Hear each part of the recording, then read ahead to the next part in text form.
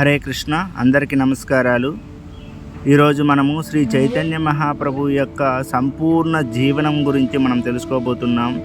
ఆయన చేసినటువంటి దివ్య లీలలు, ఆయన ఎందుకు అవతరించారు, ఎప్పుడు అవతార సమాప్తి చేసినారు, అంతేకాకుండా ఆయన చేసినటువంటి ముఖ్య కార్యములు ఏంటి, ఆయన యొక్క జీవనం ద్వారా మనం ఏం తెలుసుకోవచ్చు, మొత్తం ఈరోజు చర్చించుకుందాం.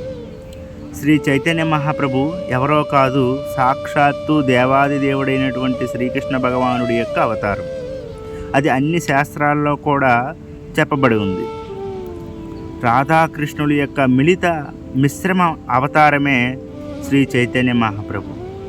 శ్రీకృష్ణ భగవానుడు తన భక్తుల యొక్క ఆంతరంగికమైనటువంటి ఆనందాన్ని తెలుసుకోవడానికి శ్రీకృష్ణుడే స్వయంగా తన భక్తుడిగా చైతన్య మహాప్రభు రూపంలో అవతరించడం అనేది జరిగింది. శ్రీకృష్ణ భగవానుడు నాకంటే నా భక్తులు ఎక్కువగా ఆనందపడుతున్నారే అనేసి అనుకున్నాడు. అసలు నాలో ఏముంది, నాలో నా భక్తులు ఎందుకు ఇంత ఆనందాన్ని చూస్తున్నారు? గోపికలు చూసినట్లయినా, శ్రీమతి రాధారాణి చూసినట్లయినా, ఇంకా ఇతరమైనటువంటి అనేకమైనటువంటి ఋషులు, యోగులు, వాళ్ళందరూ కూడా నా నామాన్ని, నా యొక్క దివ్యమైనటువంటి రూపాన్ని స్మరించుకుంటూ ఆనందిస్తున్నారే, అసలు ఏముంది తెలుసుకుందామనేసి, అదేవిధంగా కలియుగ జనులు అత్యంత దురదృష్టవంతులు, మందబుద్ధి కలిగిన వాళ్ళు కాబట్టి వాళ్ళకు కూడా ఒక సరైనటువంటి మార్గాన్ని ఉపదేశించిన వాడుగా ఉంటాననేసి సాక్షాత్తు శ్రీకృష్ణ భగవంతుడే స్వయంగా శ్రీధామ్ మయాపూరులో, నవద్వీప ధామంలో జగన్నాథ మిశ్రాకి, సచీదేవికి అవతరించడం అనేది జరిగింది. భగవంతుడే భక్తుడిగా అవతరించాడు. అది ఇక్కడ విశేషం. శ్రీ చైతన్య మహాప్రభు సంకీర్తన ఉద్యమం యొక్క ప్రధానమైనటువంటి కర్త. శ్రీ చైతన్య మహాప్రభు ఉన్నటువంటి సమయంలో హరే కృష్ణ మహామంత్రాన్ని విపరీతంగా భారతదేశంలో ఉండేటటువంటి నలుమూలలో కూడా ప్రచారం చేశారు. అంతేకాకుండా శ్రీ చైతన్య మహాప్రభు అచింత్య భేదాభేద తత్వాన్ని కూడా ప్రతిపాదించిన వాళ్ళు వీరే. శ్రీ గౌడీయ సాంప్రదాయాన్ని, శ్రీ గౌడీయ వైష్ణవ సాంప్రదాయాన్ని ఆరంభించిన వాళ్ళు కూడాను శ్రీ చైతన్య మహాప్రభుగానే చెప్పబడుతుంది. బ్రహ్మ మధ్వ గౌడీయ సాంప్రదాయంగా ఇది పిలువబడుతుంది. ఇది భక్తి ఉద్యమంలో అత్యంత ముఖ్య పాత్ర అనేది వహించింది. శ్రీ చైతన్య మహాప్రభు పాల్గొన మాసంలో పూర్ణిమ రోజున జగన్నాథ మిశ్రా, సచీదేవులకి జన్మించడం జరిగింది. శ్రీ చైతన్య మహాప్రభు కూడా అనేకమైనటువంటి నామాలు కలవు. ఎలాగైతే కృష్ణుడికి అనంతమైనటువంటి నామాలు కలిగి ఉన్నాడో, అదేవిధంగా అతని అవతారమైనటువంటి శ్రీ చైతన్య మహాప్రభు కూడా అనేకమైనటువంటి నామాలు కలిగి ఉన్నారు. నిమాయ్ అని పిలుస్తారు చైతన్య మహాప్రభుకి. ఎందుకంటే ఆయన వేప చెట్టు కింద, నీమ్ ట్రీ కింద జన్మించారు కాబట్టి నిమాయ్ అని పేరుతో పిలుస్తారు. విశ్వంబర అనేది ఆయన అమ్మా నాన్నలు పెట్టినటువంటి పేరు. ఆ తర్వాత శ్రీ చైతన్య మహాప్రభు సన్యాసం స్వీకరించారు కాబట్టి శ్రీ కృష్ణ చైతన్య మహాప్రభుగా పిలువబడుతున్నారు. ఆయన వేదాంగ శాస్త్రాల్లో పెద్ద పండితులు కాబట్టి నిమాయ్ పండితుడిగా ఆయన పిలువబడ్డాడు. ఈ విధంగా సచీదులాల, సచీనందన అనేకమైనటువంటి నామాల కలవు శ్రీ చైతన్య మహాప్రభుకి. జగన్నాథ మిశ్రాకి 2 కుమారులు ఉన్నారు.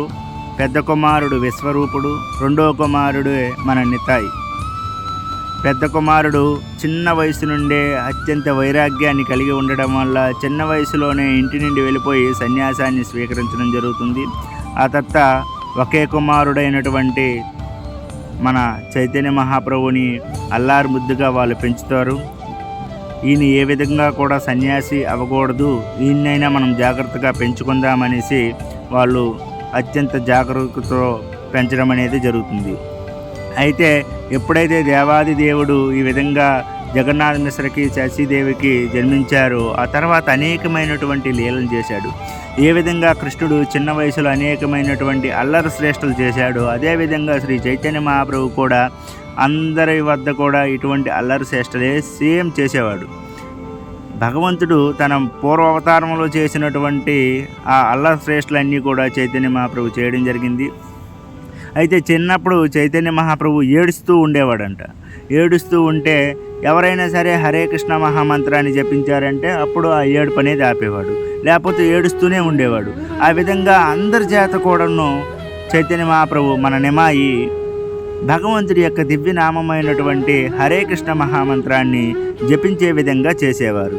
ఈ విధంగా అనేకమైనటువంటి అల్లరిశ్రేష్టలు చేస్తూ అందరినీ కూడా చిన్నప్పటి నుంచే హరే కృష్ణ మహామంత్రాన్ని జపించేటట్లు చేసేవాళ్ళు.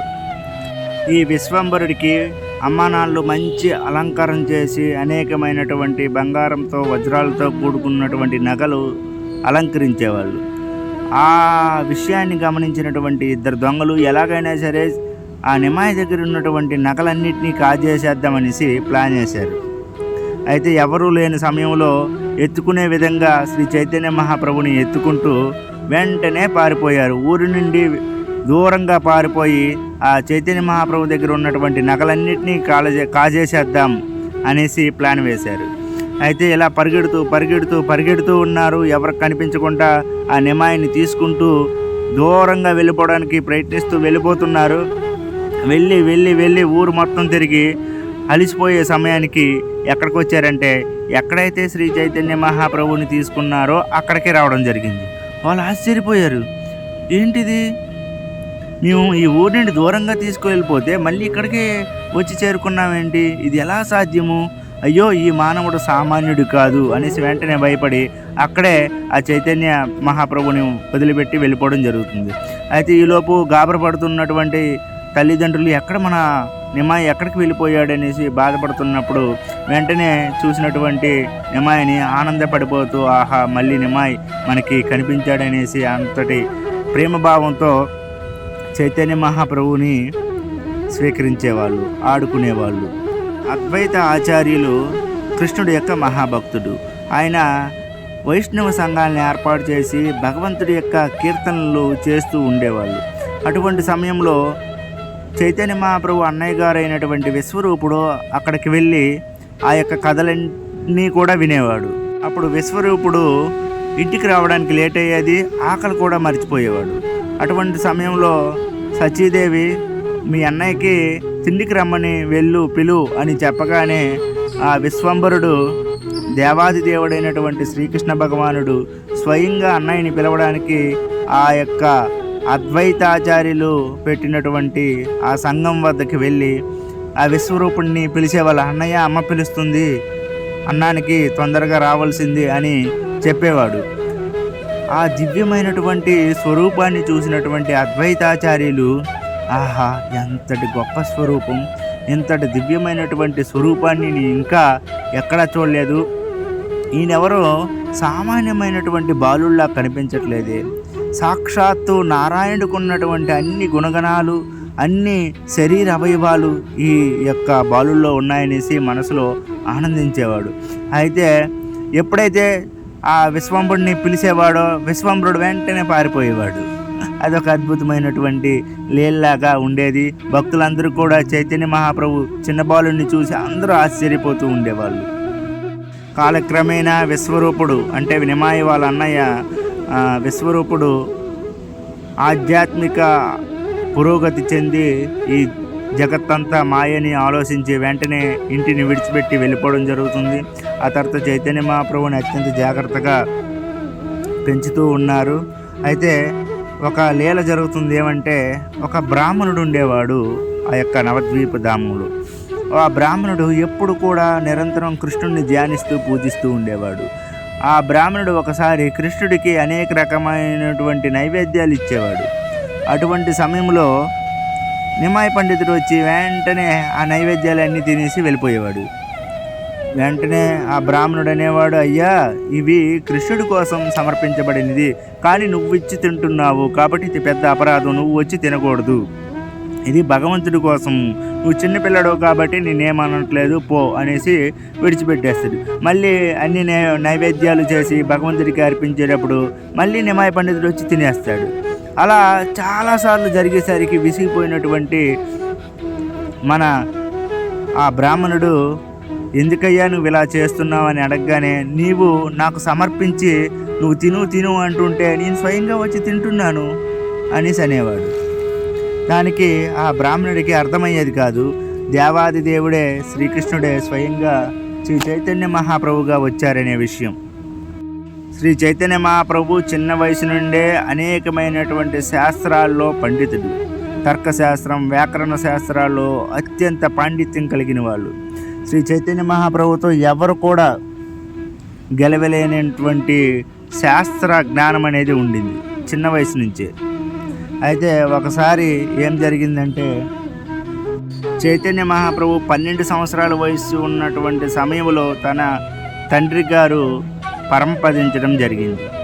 ఇంత చిన్న వయసులోనే చైతన్య మహాప్రభు వారి తండ్రి లేరు, అన్నయ్య లేరు. ఒక్క చైతన్య మహాప్రభు 12 సంవత్సరాల వయసు కలిగిన వాడు ఉన్నారు. నెక్స్ట్ టైం వచ్చి అమ్మవారు సచీదేవి అత్యంత బాధతో తన కొడుకు కూడా నాకు ఎక్కడ దూరం అయిపోతాడనే బాధతో అత్యంత అన్యోన్యంగా పెంచుతూ ఉండేది. ఇక నా చైతన్య మహాప్రభు కుటుంబ బాధ్యతలను కూడా నిర్వర్తించవలసి వచ్చి చైతన్య మహాప్రభు ఒక పాఠశాలను కూడా ఏర్పాటు చేశాడు. చైతన్య మహాప్రభు ఏర్పాటు చేసినటువంటి ఆ పాఠశాలకు వందల మంది విద్యార్థులు చైతన్య మహాప్రభు నుండి అనేకమైనటువంటి శాస్త్ర జ్ఞానాన్ని పొందడానికి వచ్చేవాళ్ళు.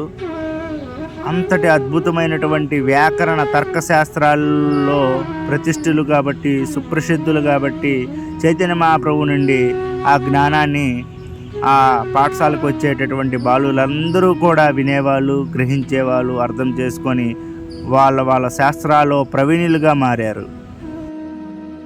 చైతన్య మహాప్రభు చిన్న వయసులోనే లక్ష్మీప్రియ అనేటటువంటి దేవాది దేవుడైనటువంటి శ్రీకృష్ణ భగవానుడి యొక్క నిత్య సహచారినైనటువంటి లక్ష్మిని, స్వయం లక్ష్మి యొక్క అవతారమైనటువంటి లక్ష్మీప్రియాదేవి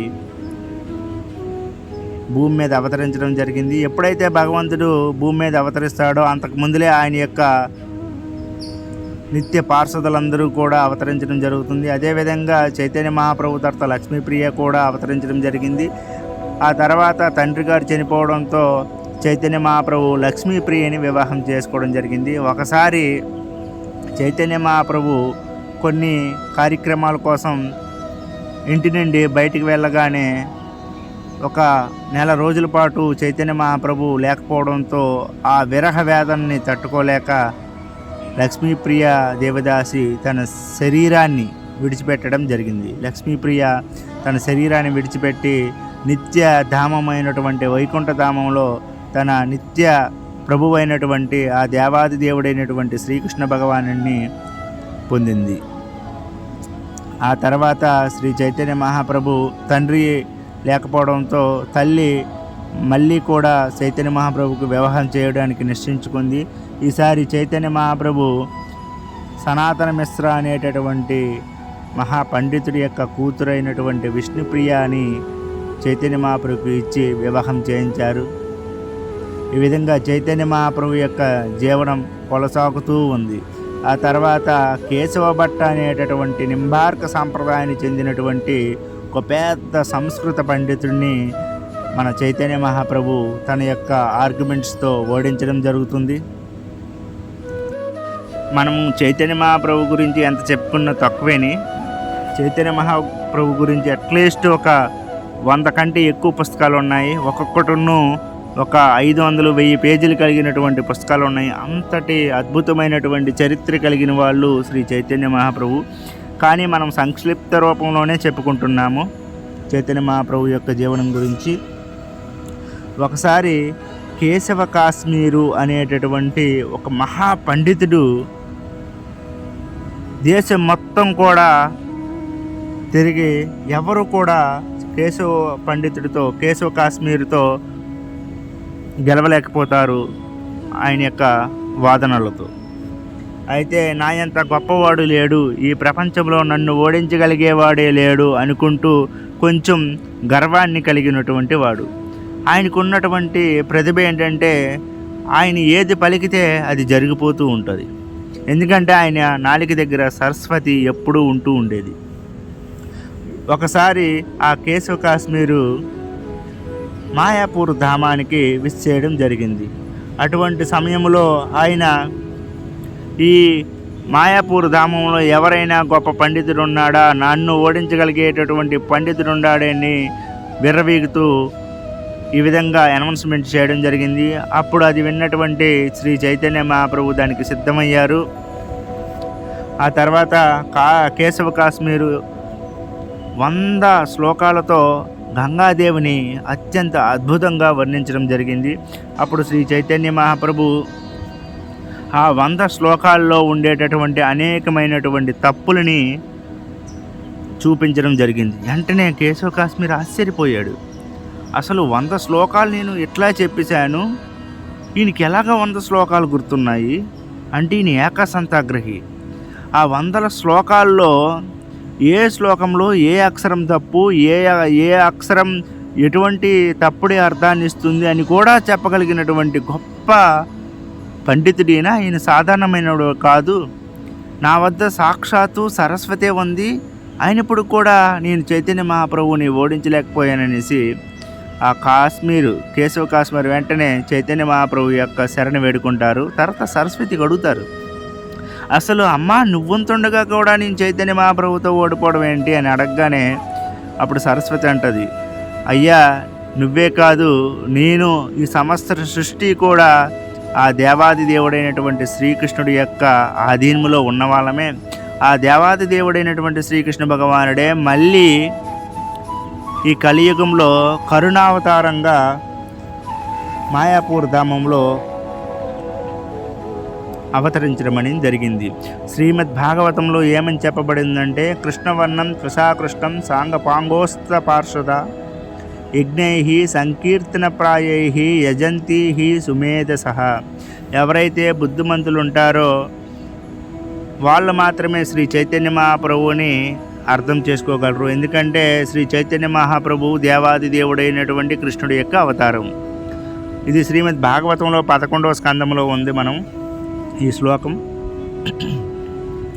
కాబట్టి శ్రీ చైతన్య మహాప్రభు కృష్ణుడు అవతారం కాబట్టి సరస్వతీదేవి చెప్తుంది కాశ్మీరుకి, నేను ఆయన్ని ఓడించలేను అనేసి. కాబట్టి నీవు కూడా శ్రీ చైతన్య మహాప్రభు యొక్క శరణ వేడుకోవాల్సిందే అని సరస్వతి ఆ కేశవ కాశ్మీర్కి చెప్పగానే వెంటనే శ్రీ చైతన్య మహాప్రభు యొక్క పాదముల వద్ద పడి, నన్ను క్షమించండి, నా యొక్క గర్వాన్ని మీరు అణిసివేశారు, నా యొక్క జీవనం పావనమైంది, ఎందుకంటే మీ యొక్క దర్శనము నాకు జరిగింది కాబట్టి అనేసి. ఆ విధంగా శ్రీ చైతన్య మహాప్రభు తన లీలను చేసుకుంటూ ఉన్నారు. ఇంకొక గొప్ప లీల ఏం జరిగిందంటే, శ్రీ చైతన్య మహాప్రభు తండ్రి మరణానంతరం ఆయన గయ అనేటటువంటి పవిత్రమైనటువంటి స్థలానికి వెళ్ళి తన తండ్రికి పితృకార్యములు చేయవలసినటువంటి ఒక విధిని చేయడం కోసం వెళ్తారు. అక్కడ భగవంతుడి యొక్క దివ్య లీలలను విని చైతన్య మహాప్రభు కృష్ణ భక్తికి లోనయ్యి ఆయనలో ఉండేటటువంటి అష్ట సాత్విక భావాల్ని ఈశ్వరపురి అనేటటువంటి మహాభక్తుడు గమనించడం జరుగుతుంది. ఎప్పటికైనా సరే ఈయన మహా కృష్ణ భక్తుడవుతాడు అనేసి ఆ చైతన్య మహాప్రభువుని కలిసి హరే కృష్ణ మహామంత్రాన్ని ఉపదేశించడం జరుగుతుంది. ఈ విధంగా శ్రీ చైతన్య మహాప్రభు ఈశ్వరపూరిని కలిసిన తర్వాత అంతవరకు శ్రీ చైతన్య మహాప్రభు సాధారణమైనటువంటి ఒక బ్రాహ్మణుడిగానే ఉన్నాడు. కానీ గయా వెళ్ళి వచ్చిన తర్వాత సంపూర్ణంగా ఆయన మారిపోయారు. ఆయన నడుపుతున్నటువంటి పాఠశాలని మూసేశారు. ఎప్పుడూ కూడా కృష్ణ యొక్క నామస్మరణే, కృష్ణ యొక్క చింతనే, కృష్ణుడి యొక్క దివ్యనామాన్ని స్మరిస్తూ గెంతుతూ ఆడుతూ ఊగుతూ నిద్రించినప్పుడు, లేచినప్పుడు, నడిచినప్పుడు అన్ని సమయాల్లో కూడా కృష్ణుడి యొక్క నామస్మరణ, కృష్ణ ధ్యానం, కృష్ణ చింతనే చేస్తూ ఉండడం చూసి ఆ నవద్వీపధామంలో ఉండేటటువంటి జనాలందరూ ఆనందపడిపోయారు. అంతటి దేహ సౌందర్యం కలిగినటువంటి శ్రీ చైతన్య మహాప్రభు సాక్షాత్తు వైష్ణవుడిగా మారడంతో ఆనందంతో ఊరందరూ కూడా పండగలు చేసుకోవడం జరిగింది. అంతవరకు అద్వైతాచార్యులు ఈ బాలుడు ఎప్పుడు కృష్ణ భక్తికి వస్తాడు, ఎప్పుడు వైష్ణవుగా మారుతాడనేసి ఆలోచిస్తూ ఉండేవాడు. అటువంటి సమయంలో శ్రీ చైతన్య మహాప్రభు దివ్యమైనటువంటి భగవంతుడి యొక్క నామాన్ని జపించుకుంటూ కీర్తించుకుంటూ ఉన్నాడని తెలియగానే అద్వైత ఆచార్యులు అత్యంత ఆనందంతో శ్రీ చైతన్య మహాప్రభుని ఆలింగనం చేసుకోవడం జరిగింది. ఇలా నవద్వీపధామం అంతా కూడాను కృష్ణనామస్వరంలో మునిగిపోతూ ఉండగా ఒకసారి గోపాల చపల అనేటటువంటి ఈర్ష్య కలిగినటువంటి ఒక బ్రాహ్మణుడు ఏం చేశాడంటే, శ్రీవాస ఆచార్య అనే ఒక ఆచార్యులు వైష్ణవులు ఉండేవాళ్ళు, ఆయన మీద లేనిపోని విషయాలన్నీ సృష్టించాడు. ఈయన తాంత్రికం చేస్తున్నాడు, ఈయన దగ్గరికి వెళ్ళినట్లయితే అనేకమైనటువంటి సమస్యలు వస్తాయి, మీరందరూ జాగ్రత్తగా ఉండాలనేటి అనేకమైనటువంటి లేనిపోని నిందా అపరాధాలు చేయడం వల్ల ఆయనకి కుష్టి వ్యాధి అనేది ప్రాప్తించింది. వెంటనే భయపడినటువంటి గోపాల చపల ఏం చేయాలో తెలియక, అయ్యో నేను ఈయనకి అపరాధం చేయడం వల్లే ఇదంతా నాకు జరిగింది అనేసి ప్రత్యత్తాపడి వెంటనే చైతన్య మహాప్రభు దగ్గరికి వెళ్ళి, స్వామి నేను ఎంతో అపరాధాన్ని చేశాను, నన్ను క్షమించండి అని అనగానే శ్రీ చైతన్య మహాప్రభు వెంటనే చెప్తారు, అయ్యా నేను క్షమించేది ఏమీ లేదు, ఎవరినైతే నీవు అపరాధం చేసావో వాళ్ళ దగ్గరికి వెళ్ళి క్షమాభిక్ష అడుగు, వాళ్ళు క్షమించినట్లయితే వెంటనే నీ యొక్క సమస్య అనేది తీరిపోతుందని చెప్పగానే శ్రీ చైతన్య మహాప్రభు చెప్పిన విధంగా ఆ గోపాల చపల శ్రీవాస దగ్గరికి వెళ్ళి వెంటనే తన తప్పుని తన చేసినటువంటి అపరాధాలని క్షమించమని అడగగానే వైష్ణవులు మహాకరుణ కలిగిన వాళ్ళు కాబట్టి శ్రీవాస ఠాకూరు క్షమించడం జరుగుతుంది. క్షమించిన వెంటనే ఆయనకి ప్రాప్తించినటువంటి కుష్టి వ్యాధి అనేది నశిస్తుంది. ఇది అత్యంత అద్భుతమైనటువంటి దివ్యలీల. ఈ విధంగా శ్రీ చైతన్య మహాప్రభు అనేకమైనటువంటి లీలలు చేస్తూ పోతూ ఉన్నాడు. శ్రీ చైతన్య మహాప్రభు తన దివ్యమైనటువంటి శక్తితో ఆ నవద్వీప ధామాన్ని మొత్తం హరినామ సంకీర్తనతో మునిగేటట్లు చేశారు. భక్తులందరూ కూడా హరినామాన్ని నిరంతరం జపిస్తూ కీర్తిస్తూ మృదంగములతో పాడుకుంటూ ఆనందంగా నగర సంకీర్తనలు చేస్తూ ఉండేవాళ్ళు. అటువంటి సమయంలో ఆ నవద్వీపిని పాలిస్తున్నటువంటి చాంద్ కాజీ అనేటువంటి ముస్లిం రాజు ఉండేవాడు. ఆయన ఇదంతా చూసి, ఏంటి జనాలందరికీ పిచ్చి పట్టిందే, ఏంటి హరే కృష్ణ హరే కృష్ణ, ఏంటి మృదంగాల సౌండ్లు, వీళ్ళంతా పెద్ద న్యూసెన్స్ చేస్తున్నారు, వీళ్ళని ఏ విధంగా శిక్షించాలి అనేటటువంటి భావనతో వెంటనే క్రోధించినటువంటి ఆ చాంద్ కాజీ ఎవరైతే ఈ నగర సంకీర్తన చేస్తున్నారో వాళ్ళందరినీ కూడా కొట్టడమే కాకుండా వాళ్ళ దగ్గర ఉన్నటువంటి ఆ మృదంగాల్ని ధ్వంసం చేశాడు. ఆ విషయం తెలిసినటువంటి శ్రీ చైతన్య మహాప్రభు అత్యంత క్రోధంతో హరినామ సంకీర్తానికి వ్యతిరేకంగా వెళ్ళడమే కాకుండా మృదంగాల్ని కూడా విరగొడుతున్నాడు, వీడికి ఎలాగైనా సరే బుద్ధి చెప్పాలి అనేసి క్రోధమైన భావంతో శ్రీ చైతన్య మహాప్రభు ఆ చాందికాజీ ఉన్నటువంటి స్థలానికి వేలాది మంది భక్తులతో హరినామాన్ని జపించుకుంటూ హరినామాన్ని కీర్తించుకుంటూ మృదంగాలతో అందరినీ కూడా తీసుకువెళ్ళడం జరుగుతుంది. ఎప్పుడైతే శ్రీ చైతన్య మహాప్రభు వేలాది మంది భక్తులతో హరినామాన్ని చేసుకుంటూ వస్తూ ఉన్నారో అది చూసినటువంటి చాంద్ కాజీ భయపడతాడు. ఏం చేయాలో తెలియక లోపలే ఒక మూలన దాక్కుంటాడు. వెంటనే శ్రీ చైతన్య మహాప్రభు చాందికాజీ ఉన్నటువంటి రాజభవనాన్ని చేరుకొని వెంటనే చాందికాజీకి బయటికి రావాల్సిందిగా కోరుతున్నామని చెప్పగానే అక్కడ ఉన్నటువంటి భటులు చాందికాజీ దగ్గరికి వెళ్ళి ఈ విధంగా చైతన్య మహాప్రభు వచ్చారు, మిమ్మల్ని పిలుస్తున్నారని చెప్పగానే చాందికాజీ భయంతో చైతన్య మహాప్రభు దగ్గరికి వచ్చి క్షమాపణలు వేడుకుంటారు.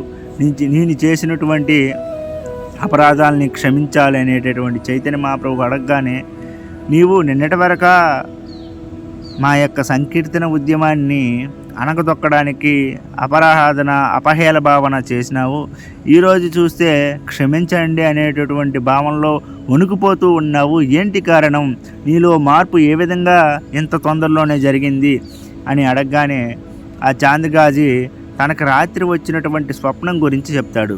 నేను రాత్రి పడుకునే తర్వాత స్వప్నంలో ఒక పెద్ద సింహం వచ్చి ఒక నరసింహస్వామి లాగా నన్ను ఈ విధంగా ఈ సంకీర్తన ఉద్యమానికి వ్యతిరేకంగా వెళ్ళినట్లయితే నిన్ను సంహరించడం జరుగుతుందనేసి అత్యంతమైనటువంటి భయంకర రూపంలో నాకు స్వప్నం వచ్చింది. తీరా ఉదయాన్నే చూస్తే నా శరీరం మీద ఆ సింహం యొక్క ముద్రలు కూడా ఉన్నాయి. కాబట్టి నేను సమస్త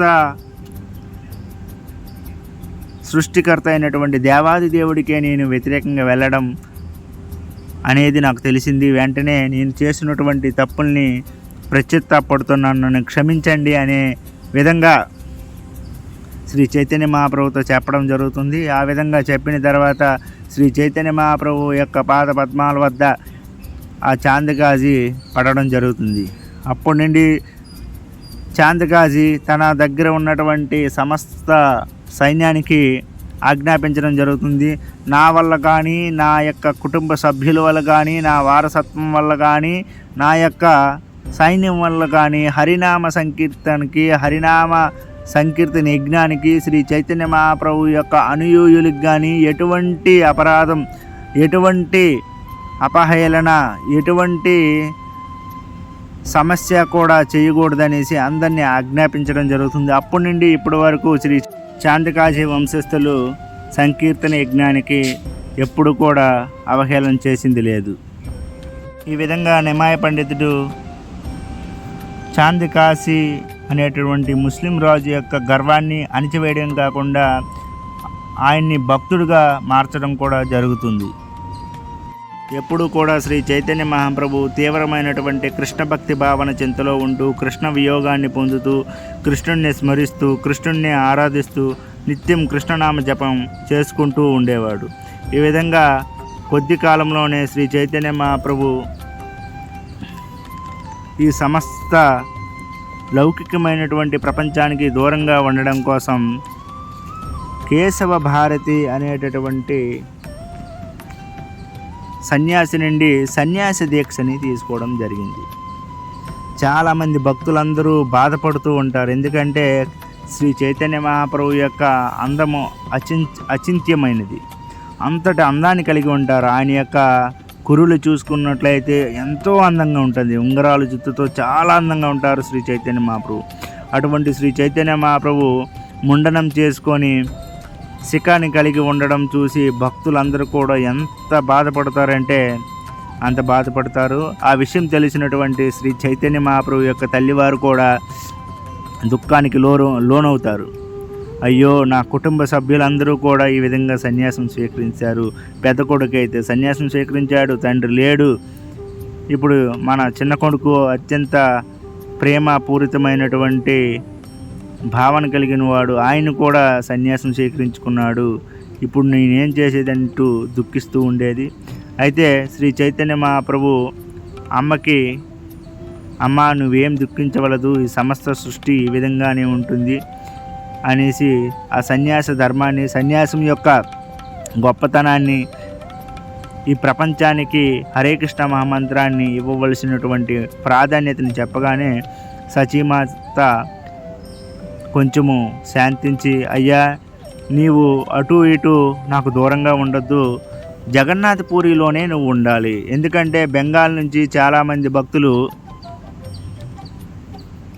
జగన్నాథ రథయాత్రకి వెళ్తారు. నువ్వు జగన్నాథ్ పూరిలో ఉన్నట్లయితే నీ యొక్క యోగక్షేమాలన్నీ నాకు తెలుస్తాయి. కాబట్టి నీవు జగన్నాథ్ పూరిలోనే ఉండాలని చెప్పగానే శ్రీ చైతన్య మహాప్రభు తల్లి యొక్క ఆదేశానుసారం 24 సంవత్సరాలు, మించుమించు 19 నుండి 24 సంవత్సరాలు జగన్నాథ్ పూరిలోనే ఉంటారు. అప్పుడప్పుడు సన్యాసి ధర్మం ప్రకారము తీర్థయాత్రలు దక్షిణ భారతదేశం, ఒకసారి ఉత్తర భారతదేశం తీర్థయాత్ర అనేది చేయడం జరిగింది. అయితే చైతన్య మహాప్రభు ఎప్పుడైతే సన్యాసం స్వీకరించారో అప్పుడు తన భార్య అయినటువంటి విష్ణుప్రియాదేవికి కేవలం 14 సంవత్సరాలే అయినప్పుడు కూడాను విష్ణుప్రియ అమ్మవారు వెంటనే తన భర్త అడుగుజాడల్లోనే ప్రతిరోజు కూడా భగవంతుడి యొక్క దివ్యనామాన్ని జపించుకుంటూ కీర్తించుకుంటూ ఆ కృష్ణ భక్తి భావంలోనే ఉండేది. ప్రతిరోజు కూడా ఎన్ని మాళ్ళు జపం చేస్తుందో అన్ని బియ్యపు గింజల్ని ఒక పక్కన పెట్టుకొని వాటిని మాత్రమే వండి తినేది. అంటే ఒక 200 సార్లు 200 భగవన్నామ మాలలు చేసినట్లయితే 200 బియ్యపు గింజలు మాత్రమే ఆ రోజు తినేది. అంతటి నిష్ఠతో, అంతట కృష్ణ భక్తి భావనతో శ్రీ చైతన్య మహాప్రభు యొక్క దివ్యమైనటువంటి పత్ని అయినటువంటి విష్ణుప్రియ ఎవరో కాదు, సాక్షాత్తు లక్ష్మీదేవి యొక్క అవతారమే. ఆమె తన జీవితాన్ని కృష్ణ భక్తిలో అమ్మవారి అయినటువంటి సచీదేవికి తోడుగా ఉంటూ తన జీవితాన్ని కొనసాగించింది. శ్రీ చైతన్య మహాప్రభు జగన్నాథపురిలో ఉండేటప్పుడు సార్వభౌమ భట్టాచార్యులు అనేటటువంటి ఒక మాయావాద సాంప్రదాయానికి చెందిన వాళ్ళు ఉండేవాళ్ళు. ఆయన ప్రతిదీ కూడా మాయావాద భాష్య ధోరణిలో చెప్తూ ఉండేవాళ్ళు. అంతటి వాడిని ఎలాగైనా సరే చైతన్య మహాప్రభు భక్తిలోకి తీసుకురావాలని కోరుకున్నారు.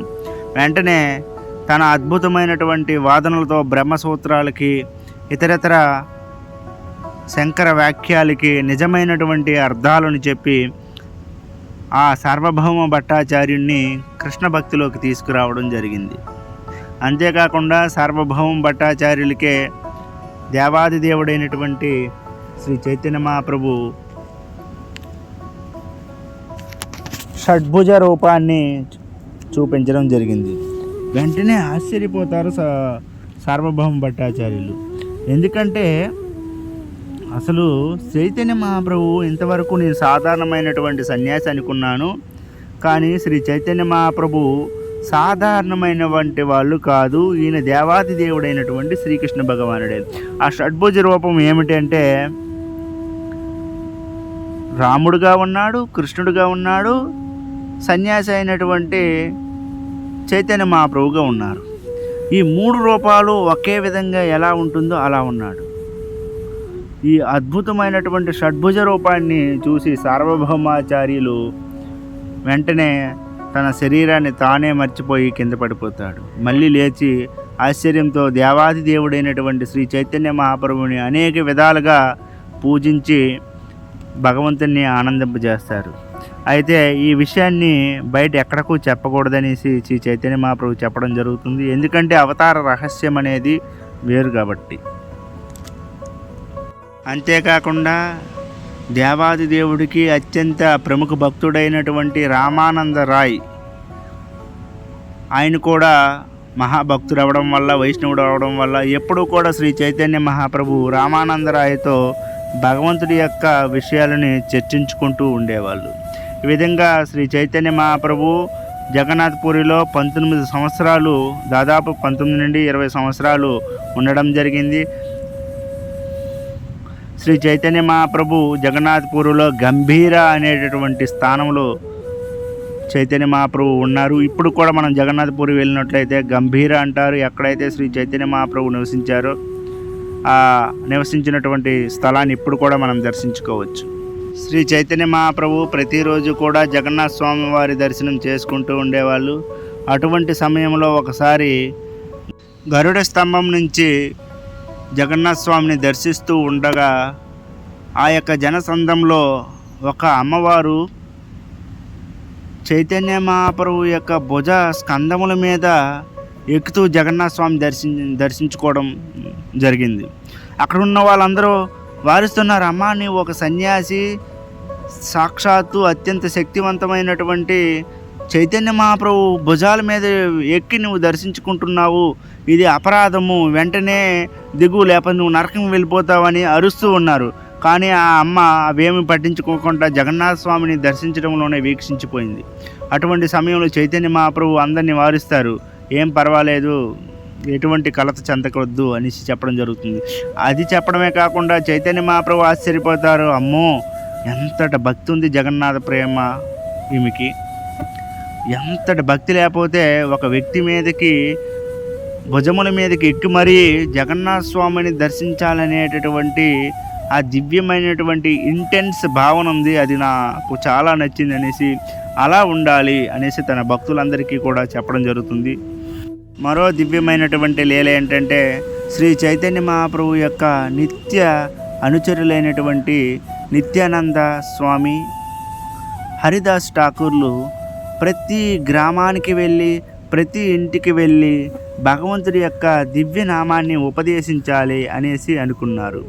పృథివితే అచేయత నగరాది గ్రామ సర్వత్ర ప్రచార హైబే మోరనామ అంటూ అందరినీ ఉత్సాహపరుస్తూ ఈ విధంగా ఊరు వెళ్ళి హరినామ సంకీర్తనని, హరినామ మహామంత్రాన్ని జపించడము, ప్రచారం చేయడము జరుగుతూ ఉంది. అటువంటి సమయంలో ఒక జగాయ్ మదాయ్ అనేటటువంటి ఇద్దరిని కలవడం జరిగింది. వాళ్ళు ఎలాంటి ప్రవర్తన కలిగిన వాళ్ళంటే అత్యంత నీచమైనటువంటి ప్రవర్తన కలిగిన వాళ్ళు. వాళ్ళు అన్ని రకాలైనటువంటి పాపాలను కూడా చేశారు. ఒక పాపం కాదు, స్త్రీలని మానభంగం చేయడము, మర్డర్ చేయడము, ప్రతిరోజు రాత్రి పగులు మద్యాన్ని సేవించడము, ఇంకా జూదమాడము, అన్ని రకాలైనటువంటి పాపాలు చేసిన వాళ్ళు ఈ జగాయ్ మదాయ్.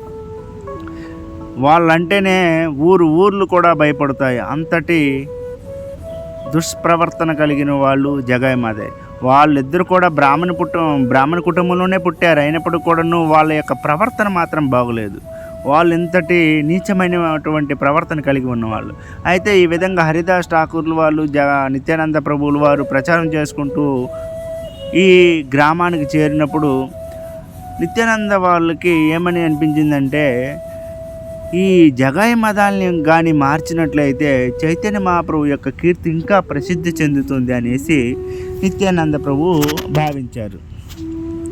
ఎలాగైనా సరే ఈ జగాయ్ మదాయిలకి భగవంతుడి యొక్క దివ్యనామస్మరణ చేయాలి, వీళ్ళ ద్వారా చేయించాలి అనేసి భావించి వెంటనే వాళ్ళ వద్దకు వెళ్ళి భగవంతుడి యొక్క దివ్యనామాన్ని జపించండి అయ్యా, ఈ నీచ ప్రవర్తని మానండి, భగవంతుడి యొక్క దివ్యనామమైనటువంటి హరే కృష్ణ కృష్ణ కృష్ణ హరే హరే, హరే రామ రామ రామ హరే హరే అనే మహామంత్రాన్ని నిరంతరం జపించండి, మీకు ఇది శ్రేయస్సు కలుగుతుంది. ఇప్పుడు మీరు ఏమైతే కార్యాలు చేస్తున్నారు ఇవన్నీ కూడా మిమ్మల్ని నరకంలోకి తీసుకువెళ్తాయి, కాబట్టి ఇవన్నీ మానండి అనేసి అనేకమైనటువంటి విధాలుగా చైతన్య మహాప్రభు యొక్క ఉద్దేశాన్ని జగాయ్ మదాయిలకి చెప్పడం జరిగింది. కానీ వాళ్ళు అత్యంత మత్తులో ఉండి నిత్యానంద చెప్పినటువంటి ఆ మాటలు వాళ్ళకి పెడచెవును పడేశారు. వెంటనే వాళ్ళు నిత్యానంద ప్రభు చెప్పినటువంటి మాటల్ని వాళ్ళ యొక్క సహృదయాన్ని గమనించక వాళ్ళ మీద క్రోధంతో నాకే చెప్పేటటువంటి వాడువురా నువ్వు అనేటట్లు ఆ నిత్యానంద ప్రభు పైన కొట్టడం జరిగింది. వెంటనే తన తలపై నుండి రక్తం కారుతూ ఉంది. విషయం తెలిసినటువంటి శ్రీ చైతన్య మహాప్రభు తన నిత్య ప్రియుడైనటువంటి నిత్యానంద ప్రభువే, నిత్యానంద ఇంకెవరో కాదు, బలరాముడి యొక్క అవతారం. 500 సంవత్సరాల క్రితము కృష్ణుడు చైతన్య మహాప్రభుగా, నిత్యానంద బలరాముడిగా అవతరించారు. కాబట్టి ఎప్పుడైతే ఈ విధంగా రక్తం కారుతూ ఉందో తెలిసినటువంటి చైతన్య మహాప్రభు క్రోధంతో తన విశ్వరూపాన్ని చూపించే విధంగా వెంటనే తన క్షేత్రంలో చక్ర అనేసి ఆదించడం జరుగుతుంది. వెంటనే సుదర్శన చక్రం తన చేతిలోకి రావడం జరుగుతుంది. ఇది విషయం. చైతన్య మహాప్రభు దేవాది దేవుడైనటువంటి కృష్ణుడు అవతారం కాబట్టి సుదర్శన చక్రాన్ని పిలువగానే వెంటనే చక్రం తన చేతిలోకి రావడం జరిగింది. వెంటనే చైతన్య మహాప్రభు ఆ జగాయ్ మదాయిల్ని వెంటనే ఆ సుదర్శన చక్రంతో సంహరించడానికి సిద్ధపడతాడు. జగాయ్ మదాయిలు భయపడుతూ ఉంటారు, అయ్యో మా పని ఈ రోజుతో అయిపోయిందనేసి.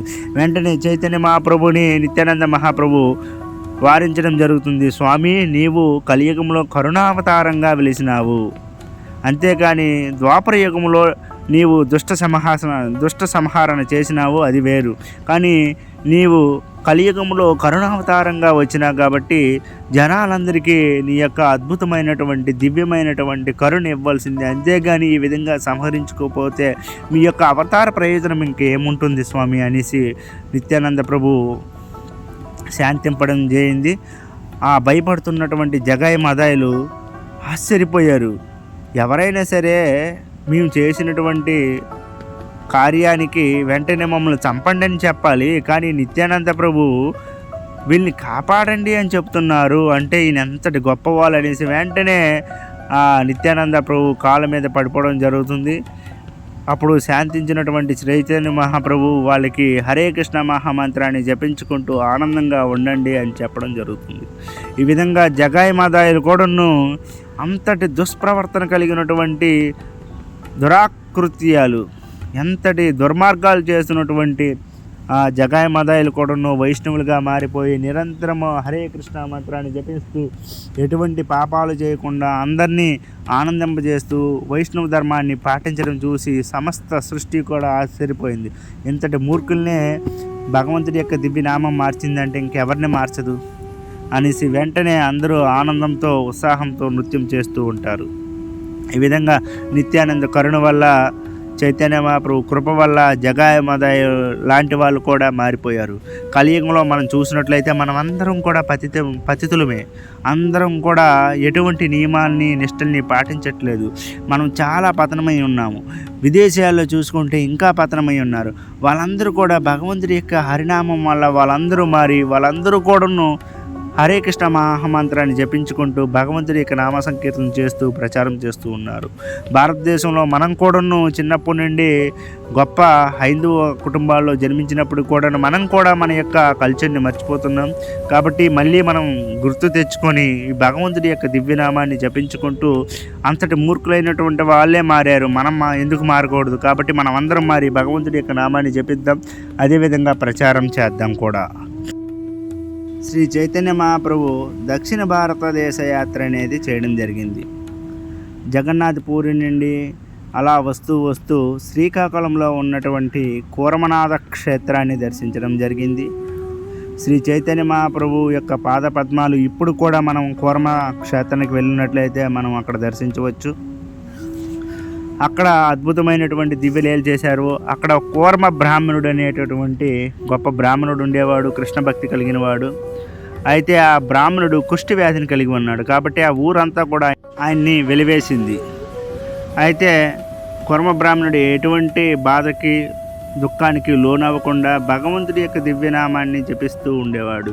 విషయం తెలిసినటువంటి శ్రీ చైతన్య మహాప్రభు అత్యంత ఆనందంతో ఎంతటి గొప్ప వైష్ణవుడు ఈ క్షేత్రంలో ఉన్నాడా అనేసి వెంటనే ఆ కూర్మ బ్రాహ్మణ్ణి కలిసి ఆ కూర్మ బ్రాహ్మణ్ణి కౌగిలించుకోవడం జరుగుతుంది. అయ్యో స్వామి, నేను కుష్ఠవ్యాధిని కలిగి ఉన్నాను, అత్యంత దౌర్బల్యమైనటువంటి శరీరంలో మీ దివ్య శరీరాన్ని స్పృశించడం వల్ల మీకు మంచిది కాదు అని చెప్పగానే చైతన్య మహాప్రభు అదంతా చూడకుండా ఆ బ్రాహ్మణుని కౌగిలించుకోవడం జరుగుతుంది. ఎప్పుడైతే దేవాది దేవుడు కృష్ణుడు అవతారమైనటువంటి శ్రీ చైతన్య మహాప్రభు ఆ కూర్మ బ్రాహ్మణ్ణి కౌగిలించుకున్నాడో వెంటనే ఆయనకున్నటువంటి ఆ కుష్ఠవ్యాధి పోతుంది. ఆశ్చర్యం, జనాలందరూ ఆశ్చర్యపోతారు. వెంటనే కూర్మ బ్రాహ్మణ్ణి మెచ్చుకుంటూ భగవంతుడి యొక్క దివ్యనామాన్ని ఆ కూర్మక్షేత్రంలో అంతా కూడా జనులంతా కూడా జపించడం, కీర్తించడం, నృత్యించడం చేయడం జరుగుతుంది. ఆ తర్వాత శ్రీ చైతన్య మహాప్రభు అలా వెళ్తూ సింహాచలం అనేటటువంటి విశాఖపట్నంలో ఉన్నటువంటి దివ్య క్షేత్రాన్ని, నరసింహ క్షేత్రాన్ని, వరాహ నరసింహస్వామిని దర్శించడం జరుగుతుంది. ఆ విధంగా అలాగా వచ్చి రామానందరాయ్, గోదావరి నది దగ్గర ఉన్నటువంటి రామానందరాయని కలుసుకొని అక్కడ ఒక 10 రోజులు 12 రోజులు ఉండి ఆయనతో ప్రతిరోజు కూడా భగవత్ చర్చ చేయడం జరుగుతుంది. ఆ విధంగా రామానందరాయి, చైతన్య మహాప్రభు భగవంతుడి యొక్క దివ్యమైనటువంటి లీలను చర్చించుకుంటూ ఆనందించారు. ఆ తర్వాత శ్రీ చైతన్య మహాప్రభు అలా విజయవాడ దగ్గరికి వచ్చి కృష్ణానది పక్కనే ఉన్నటువంటి ఆ దివ్యక్షేత్రంలో పానకాల నరసింహస్వామి అనేటటువంటి దివ్యక్షేత్రం ఉంది, కొండ మీద ఇప్పుడు కూడా ఉంది. అక్కడికి వెళ్ళి శ్రీ చైతన్య మహాప్రభు ఆ స్వామివారిని దర్శించుకొని అలా తిరుపతి వచ్చారు. ఆ విధంగా కాంచీపురం వరదరాజ స్వామిని దర్శించుకున్నారు. అలా వెళ్తూ శ్రీ వైష్ణవ సాంప్రదాయానికి చెందినటువంటి దివ్య క్షేత్రమైనటువంటి శ్రీరంగధామాన్ని కూడా చేరుకొని అక్కడ కూడా భగవంతుడి యొక్క దివ్యనామాన్ని ప్రచారం చేశారు. అక్కడ కూడా జగన్నాథ రథయాత్ర చేయించి అందరి ద్వారా అనేకమైనటువంటి ప్రశంసలను పొందారు. అక్కడ ఇద్దరు భట్ట సాంప్రదాయానికి భట్ అనేటటువంటి బ్రాహ్మణ సాంప్రదాయానికి చెందినటువంటి ఇద్దరు కుర్రవాళ్ళని తన శిష్యులుగా చేసుకొని అత్యంత వైభవపూరితమైనటువంటి స్థానాన్ని వాళ్ళకి ఇవ్వడం జరిగింది. అలా శ్రీ చైతన్య మహాప్రభు దివ్య యాత్ర దక్షిణ భారతదేశం వల్ల కొనసాగిస్తూ కన్యాకుమారి చేరుకొని అక్కడి నుంచి తిరువనంతపురంలో ఉన్నటువంటి పద్మనాభ స్వామి వారిని దర్శించుకొని ఆ తర్వాత తిరువట్టూరులో ఉన్నటువంటి ఆదికేశవ పెరుమాళ్ళని చేరుకున్నారు. ఆ ఆదికేశవ పెరుమాళ్ళు మందిరాన్ని దర్శించిన తర్వాత అక్కడ అద్భుతమైనటువంటి విషయం జరిగింది. అదేంటంటే అక్కడే శ్రీ చైతన్య మహాప్రభుల వారికి బ్రహ్మ సంహిత దొరికింది. ఈశ్వర పరమ కృష్ణ సచ్చిదానంద విగ్రహ అనాదిరాదిర్ గోవింద సర్వకారణ కారణం అనేటటువంటి ఒక అద్భుతమైనటువంటి కృష్ణుడిని వర్ణించేటటువంటి దివ్యమైనటువంటి ప్రబంధం ఆయనకి దొరికింది. ఇప్పుడు కూడా మనం అభిషేకాలు చేసుకున్నప్పుడు ఆ బ్రహ్మ సమితినే భక్తులందరూ కూడా చదువుతారు. గోవిందమాది పురుషం తమహం భజామి అనేసి అద్భుతమైనటువంటి ఆ విధంగా చైతన్య మహాప్రభు కేరళలో ప్రవేశించి కేరళలో ఉండేటటువంటి అనేకమైనటువంటి దివ్యక్షేత్రాలను దర్శించుకుంటూ అలా మధ్వాచార్య సాంప్రదాయానికి చెందినటువంటి అష్టమఠములు ఉన్నటువంటి దివ్యక్షేత్రము ఉడిపికి చేరుకొని ఉడిపి కృష్ణుడిని చేరుకొని అక్కడ కూడా మధ్వాచార్య సాంప్రదాయం వాళ్ళతో కొన్ని ఆధ్యాత్మికమైనటువంటి చర్చలు చేశారు. ఆ విధంగా ఉత్తర భారతదేశానికి దర్శించిన ముందుల దక్షిణ భారతదేశం మొత్తం దర్శించి మళ్ళీ జగన్నాథ్ పూరిని చేరుకున్నారు. కొద్ది రోజుల తర్వాత శ్రీ చైతన్య మహాప్రభు తిరిగి ఉత్తర భారతదేశాన్ని దర్శించడానికి సిద్ధమయ్యారు. బృందావనానికి మథురాకి వెళ్ళాలనేసి స్వామివారు నిశ్చయించుకున్నారు. వెంటనే స్వామివారు జగన్నాథ్ పూరి నుండి ఆ విధంగా ఉత్తర భారతదేశం ప్రయాణిస్తున్నారు, క్షేత్రాలను దర్శిస్తున్నారు. ఒకసారి జార్ఖండ్లో ప్రవేశించినప్పుడు దట్టమైనటువంటి అడవది కీకారణ్యం. అటువంటి కీకారణ్యంలో ప్రవేశిస్తూ వెళ్తూ ఉండగా అనేకమైనటువంటి క్రూర జంతువులు, పులి, ఏనుగులు, అనేకమైనటువంటి సర్పాలు, ఒకటేంటే ఎలుగుబంటులు, అనేక రకమైనటువంటి క్రూర జంతువులన్నీ కూడా తిరుగుతూ ఉన్నటువంటి ఆ దట్టమైన అరణ్యంలో శ్రీ చైతన్య మహాప్రభు ఒంటరిగా భగవంతుడి యొక్క నామాన్ని హరే కృష్ణ కృష్ణ కృష్ణ హరే హరే, హరే రామ రామ రామ హరే హరే అని జపించుకుంటూ వెళ్తూ ఉంటే ఆశ్చర్యం, శ్రీ చైతన్య మహాప్రభు యొక్క దివ్యమైనటువంటి నామాన్ని విన్న తర్వాత ఆ క్రూర జంతువులు కూడాను భగవంతుడి యొక్క నామానికి నాట్యం చేస్తూ వెళ్తూ ఉన్నాయి. అదే అద్భుతమైనటువంటి దివ్యమైనటువంటి లీలగా మనం చెప్పుకోవచ్చు. శ్రీ చైతన్య మహాప్రభు జార్ఖండ్లో ఇలా ప్రవేశిస్తున్నప్పుడు క్రూర జంతువులు కూడా భగవంతుడి యొక్క నామానికి మారినాయి. అలాంటప్పుడు మనమందరం కూడా భగవంతుడి యొక్క నామాన్ని మనం కూడా జపించుకోవాలి కదా. భగవంతుడి యొక్క నామాన్ని మనం కూడా జపించుకోవాలి. ఎందుకంటే అంతటి అద్భుతమైనటువంటి అవకాశం మరి ఎప్పుడు రాదు. ఈ కలియుగంలో భగవంతుడి యొక్క నామం ద్వారానే మనం భగవంతుడిని పొందగలం అంటే ఏముంది, అంత ఈజీ కదా. హరే కృష్ణ అనుకుంటూ ఉండడమే నిరంతరం, అంతే భగవద్ధామానికి వెళ్ళడం ఖాయం. కాబట్టి మన అందరం కూడా ఈ క్రూర జంతువులే భగవంతుడి యొక్క నామానికి నాట్యం చేస్తూ ఉన్నాయి. ఆ విధమైనటువంటి దివ్యమైనటువంటి లీలని చేసిన తర్వాత శ్రీ చైతన్య మహాప్రభు వెళ్తూ కాశీకి చేరుకున్నారు. శ్రీ చైతన్య మహాప్రభు ఎప్పుడైతే కాశీకి చేరుకున్నారో మొదట హిందువులుగా ఉన్నటువంటి వాళ్ళు ముస్లిమ్స్కు రాజుగారి యొక్క ఇద్దరి ముఖ్య సెక్రటరీలుగా ఉన్నారు. వాళ్ళు కూడాను సనాతన గోస్వామి, రూప గోస్వామి వాళ్ళు కూడా శ్రీ చైతన్య మహాప్రభు కాశీ వస్తున్నారని తెలుసుకొని వాళ్ళు మారువేషంలో వెళ్ళి చైతన్య మహాప్రభుని కలుసుకొని మళ్ళీ వాళ్ళ యొక్క మళ్ళీ సనాతన ధర్మాన్ని స్వీకరించడం జరిగింది. శ్రీ చైతన్య మహాప్రభు నిర్దేశించిన అనుసారం సనాతన గోస్వామి, రూప గోస్వామి బృందావనం వెళ్ళి అక్కడ దివ్యమైనటువంటి శ్రీ చైతన్య మహాప్రభు టీచింగ్స్ ఏవైతే ఉపదేశాలు ఉన్నాయో అవన్నిటిని కూడా గ్రంథ రూపంలో రాయడం జరిగింది. ఇప్పుడు కూడా మనకి ఉన్నటువంటి అనేకమైనటువంటి గ్రంథాల్లో రూప గోస్వామి, సనాతన గోస్వామి వీళ్ళు రాసించినటువంటి గ్రంథాలే ముఖ్యమైనవి. ఎప్పుడైతే శ్రీ చైతన్య మహాప్రభు కాశీని చేరుకున్నారో కాశీ మొత్తం భగవంతుడి యొక్క దివ్యనామంతో ఊరెత్తిపోతూ ఉంది. అందరూ కూడాను చైతన్య మహాప్రభు యొక్క దివ్య దేహాన్ని చూసిన తర్వాత అందానికి ఆకర్షించబడి చాలామంది చైతన్య మహాప్రభుని ఎప్పుడు చూద్దామని అనుకుంటూ ఉండేవాళ్ళు. చైతన్య ప్రభువు నడిచి వెళ్తూ ఉండగా అనేక మంది జనాలు చైతన్య మహాప్రభుని చూడాలనేసి ఆయన వెంబడించేవాళ్ళు. శ్రీ చైతన్య మహాప్రభు విశ్వనాథుని కాశీలో ఉన్నటువంటి విశ్వనాథుని దర్శించుకున్నారు. తర్వాత ఈ విషయము అక్కడ ఉన్నటువంటి ప్రకాశానంద సరస్వతి అనేటటువంటి ఒక అద్వైత సాంప్రదాయానికి చెందినటువంటి గొప్ప పండితుడు, ఆ సన్యాసి విషయం తెలిసింది ఏంటంటే శ్రీ చైతన్య మహాప్రభు ఈ విధంగా హరే కృష్ణ మహామంత్రాన్ని జపించుకుంటూ డ్యాన్స్ చేస్తూ కీర్తన చేసుకుంటూ ఈ విధంగా ఉంటున్నాడు. ఒక సన్యాసి అయి ఉండి ఆయన వేదాంగాలు వేద భాష్యాలు చదువుకోకుండా దాని మీద చర్చించకుండా ఈ జపం ఏంటి, ధ్యానం ఏంటి, ఈ యొక్క కీర్తన ఏంటి, నృత్యం ఏంటి, ఇదంతా చాలా చండాలంగా ఉందనేసి ఆయన భావించడం జరిగింది. అంతేకాకుండా శ్రీ చైతన్య మహాప్రభుని ఎలాగైనా సరే తన వాదనలతో ఓడించాలనేసి నిశ్చయించుకున్నాడు.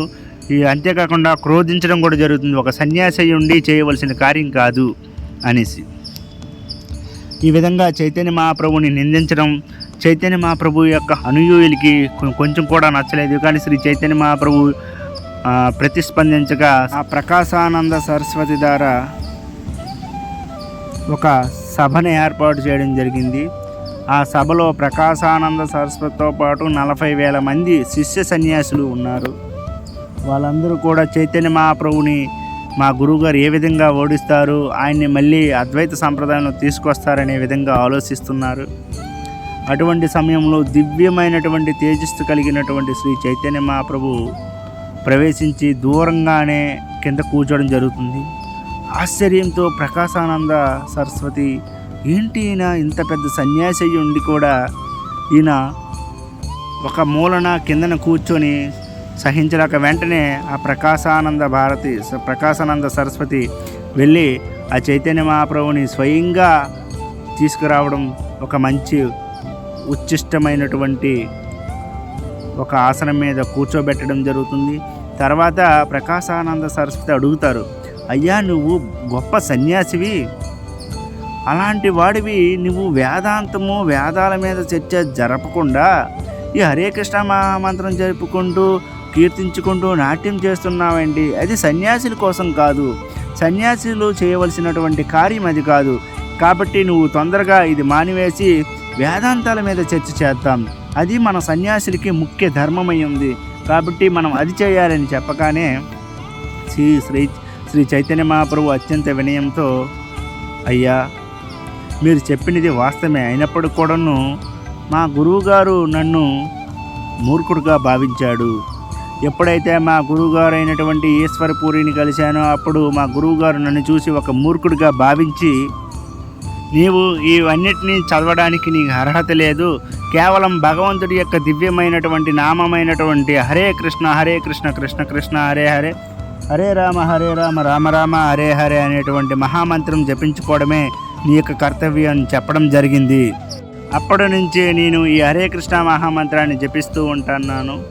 అప్పటి నుంచి నా హృదయంలో అత్యంత దివ్యమైనటువంటి ఈ కృష్ణ ప్రేమ వెలువడుతుంది. నన్ను నేను మర్చిపోతున్నాను, నిరంతరం ఆ కృష్ణనామ సంకీర్తన చేయలేక ఉండలేకపోతున్నాను. రాత్రి పగులు నాలో అనేకమైనటువంటి శరీరంలో ఉండేటటువంటి సాత్విక భావాలన్నీ వస్తున్నాయి. ఈ విధంగా ఈ యొక్క నామానికే నేను బానిసనైపోయాను, కాబట్టి ఈ నామాన్ని విడిచిపెట్టలేకపోతున్నాను అని చెప్పగానే అప్పుడు ఆ ప్రకాశానంద సరస్వతి ఏమంటారంటే, సరే అలా అయితే నీవు వేద అధ్యయనంతో పాటు ఈ హరినామాన్ని కూడా జపించు అనేసి అంటాడు. అసలు ప్రకాశానంద భారతికి విషయం తెలుసు. ఏంటి, శ్రీ చైతన్య మహాప్రభు పూర్వం ఆయన మహాపండితుడు, న్యాయంలోనూ వ్యాకరణంలోనూ అత్యంత గొప్ప పండితుడు. ఆయన ఎంతోమంది గొప్ప గొప్ప దిగ్గజాలనే ఓడించాడు. అటువంటి పండితుడు మూర్ఖుడని తను తక్కువ చేసుకోవడం చూసి లోపలే సగం కన్విన్స్ అయిపోయాడు చైతన్య మహాప్రభు సాధారణమైన వాడు కాదనేసి. అయినప్పుడు కూడా ఈ రెండు చేయొచ్చు కదా, ఈ రెండు వేదాంత అధ్యయనమును నెక్స్ట్ హరినామ సంకీర్తన రెండు చెయ్యు అనేసి అనగానే శ్రీ చైతన్య మహాప్రభు అనేకమైనటువంటి శాస్త్రాల నుండి చూపించి అనేకమైనటువంటి వాదనల్ని ప్రతిపాదించి శ్రీ చైతన్య మహాప్రభు అక్కడ ఉన్నటువంటి ప్రకాశానంద సరస్వతిని కన్విన్స్ చేయడం జరుగుతుంది. వెంటనే ప్రకాశానంద సరస్వతి శ్రీ చైతన్య మహాప్రభు యొక్క పాద పద్మముల మీద పడిపోయి తాను స్వయంగా వైష్ణవుడిగా మారిపోతాడు.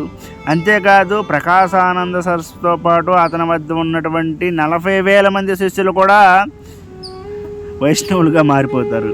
ఈ విధంగా మారిపోవడం చూసి సంపూర్ణ కాశీ కూడాను జనాలందరూ ఆశ్చర్యంతో ఆహా వీళ్ళే మారిపోయినప్పుడు మనం ఎంత అన్నట్టు అందరూ కూడా భగవంతుడి యొక్క దివ్యనామంతో భగవంతుడి యొక్క దివ్యనామ సంకీర్తనం చేసుకుంటూ ఆనందంగా శ్రీ చైతన్య మహాప్రభు ఉన్నన్న కాలము అద్భుతంగా కీర్తనలు నామ సంకీర్తనలు చేయడం జరిగింది. శ్రీ చైతన్య మహాప్రభు తర్వాత మధురాలో ఉన్నటువంటి బృందావనాన్ని చేరుకొని అక్కడ కృష్ణుడు చేసినటువంటి దివ్యమైనటువంటి లీలల్ని నిరంతరం స్మరించుకుంటూ ఆనందిస్తూ ఉన్నారు. శ్రీ చైతన్య మహాప్రభు బృందావనంలో కేవలం 2 నెలలు మాత్రమే ఉన్నారు. అక్కడ సనాతన గోస్వామి, రూప గోస్వాములకి అనేకమైనటువంటి కృష్ణతత్వాన్ని, బ్రహ్మతత్వాన్ని, వేదాంత సారాన్ని కూడా చెప్పి వాళ్ళందరికీ ఏ విధంగా భావితరాలకి తన కృష్ణ చైతన్యాన్ని ఇవ్వాలో సమస్తము చెప్పడం జరిగింది. శ్రీ చైతన్య మహాప్రభు ఈ విధంగా అనేకమైనటువంటి దివ్యలీలను చేసుకుంటూ పోతూ ఉన్నారు. చైతన్య మహాప్రభుకి అనేకమైనటువంటి శిష్యులు ఉన్నారు. అందులో ప్రధానమైనటువంటి శిష్యులు రూప గోస్వామి, సనాతన గోస్వామి, రఘునాథ దాస గోస్వామి, రఘునాథ భట్ట గోస్వామి, జీవ గోస్వామి, గోపాల భట్ట గోస్వామి. ఈ 6 కూడా ప్రధానమైనటువంటి శిష్యులు. అందులో సనాతన రూప గోస్వాములు అత్యంత ప్రసిద్ధి చెందిన వాళ్ళు. ఈ 6 గోస్వాముల స్టోరీ చెప్పుకుంటూ పోతే మనకి సమయం ఎక్కువైపోద్ది కాబట్టి రఘునాథ గోస్వామి స్టోరీ చాలా అద్భుతంగా ఉంటుంది కాబట్టి దాని గురించి మనం కొంచెం చెప్పుకుందాం. రఘునాథ దాస గోస్వామి అత్యంత కోటీశ్వరుడు. వాళ్ళ నాన్నగారు పెద్ద అధికారి. ఆయన కోట్లాది రూపాయలు ఉన్నాయి.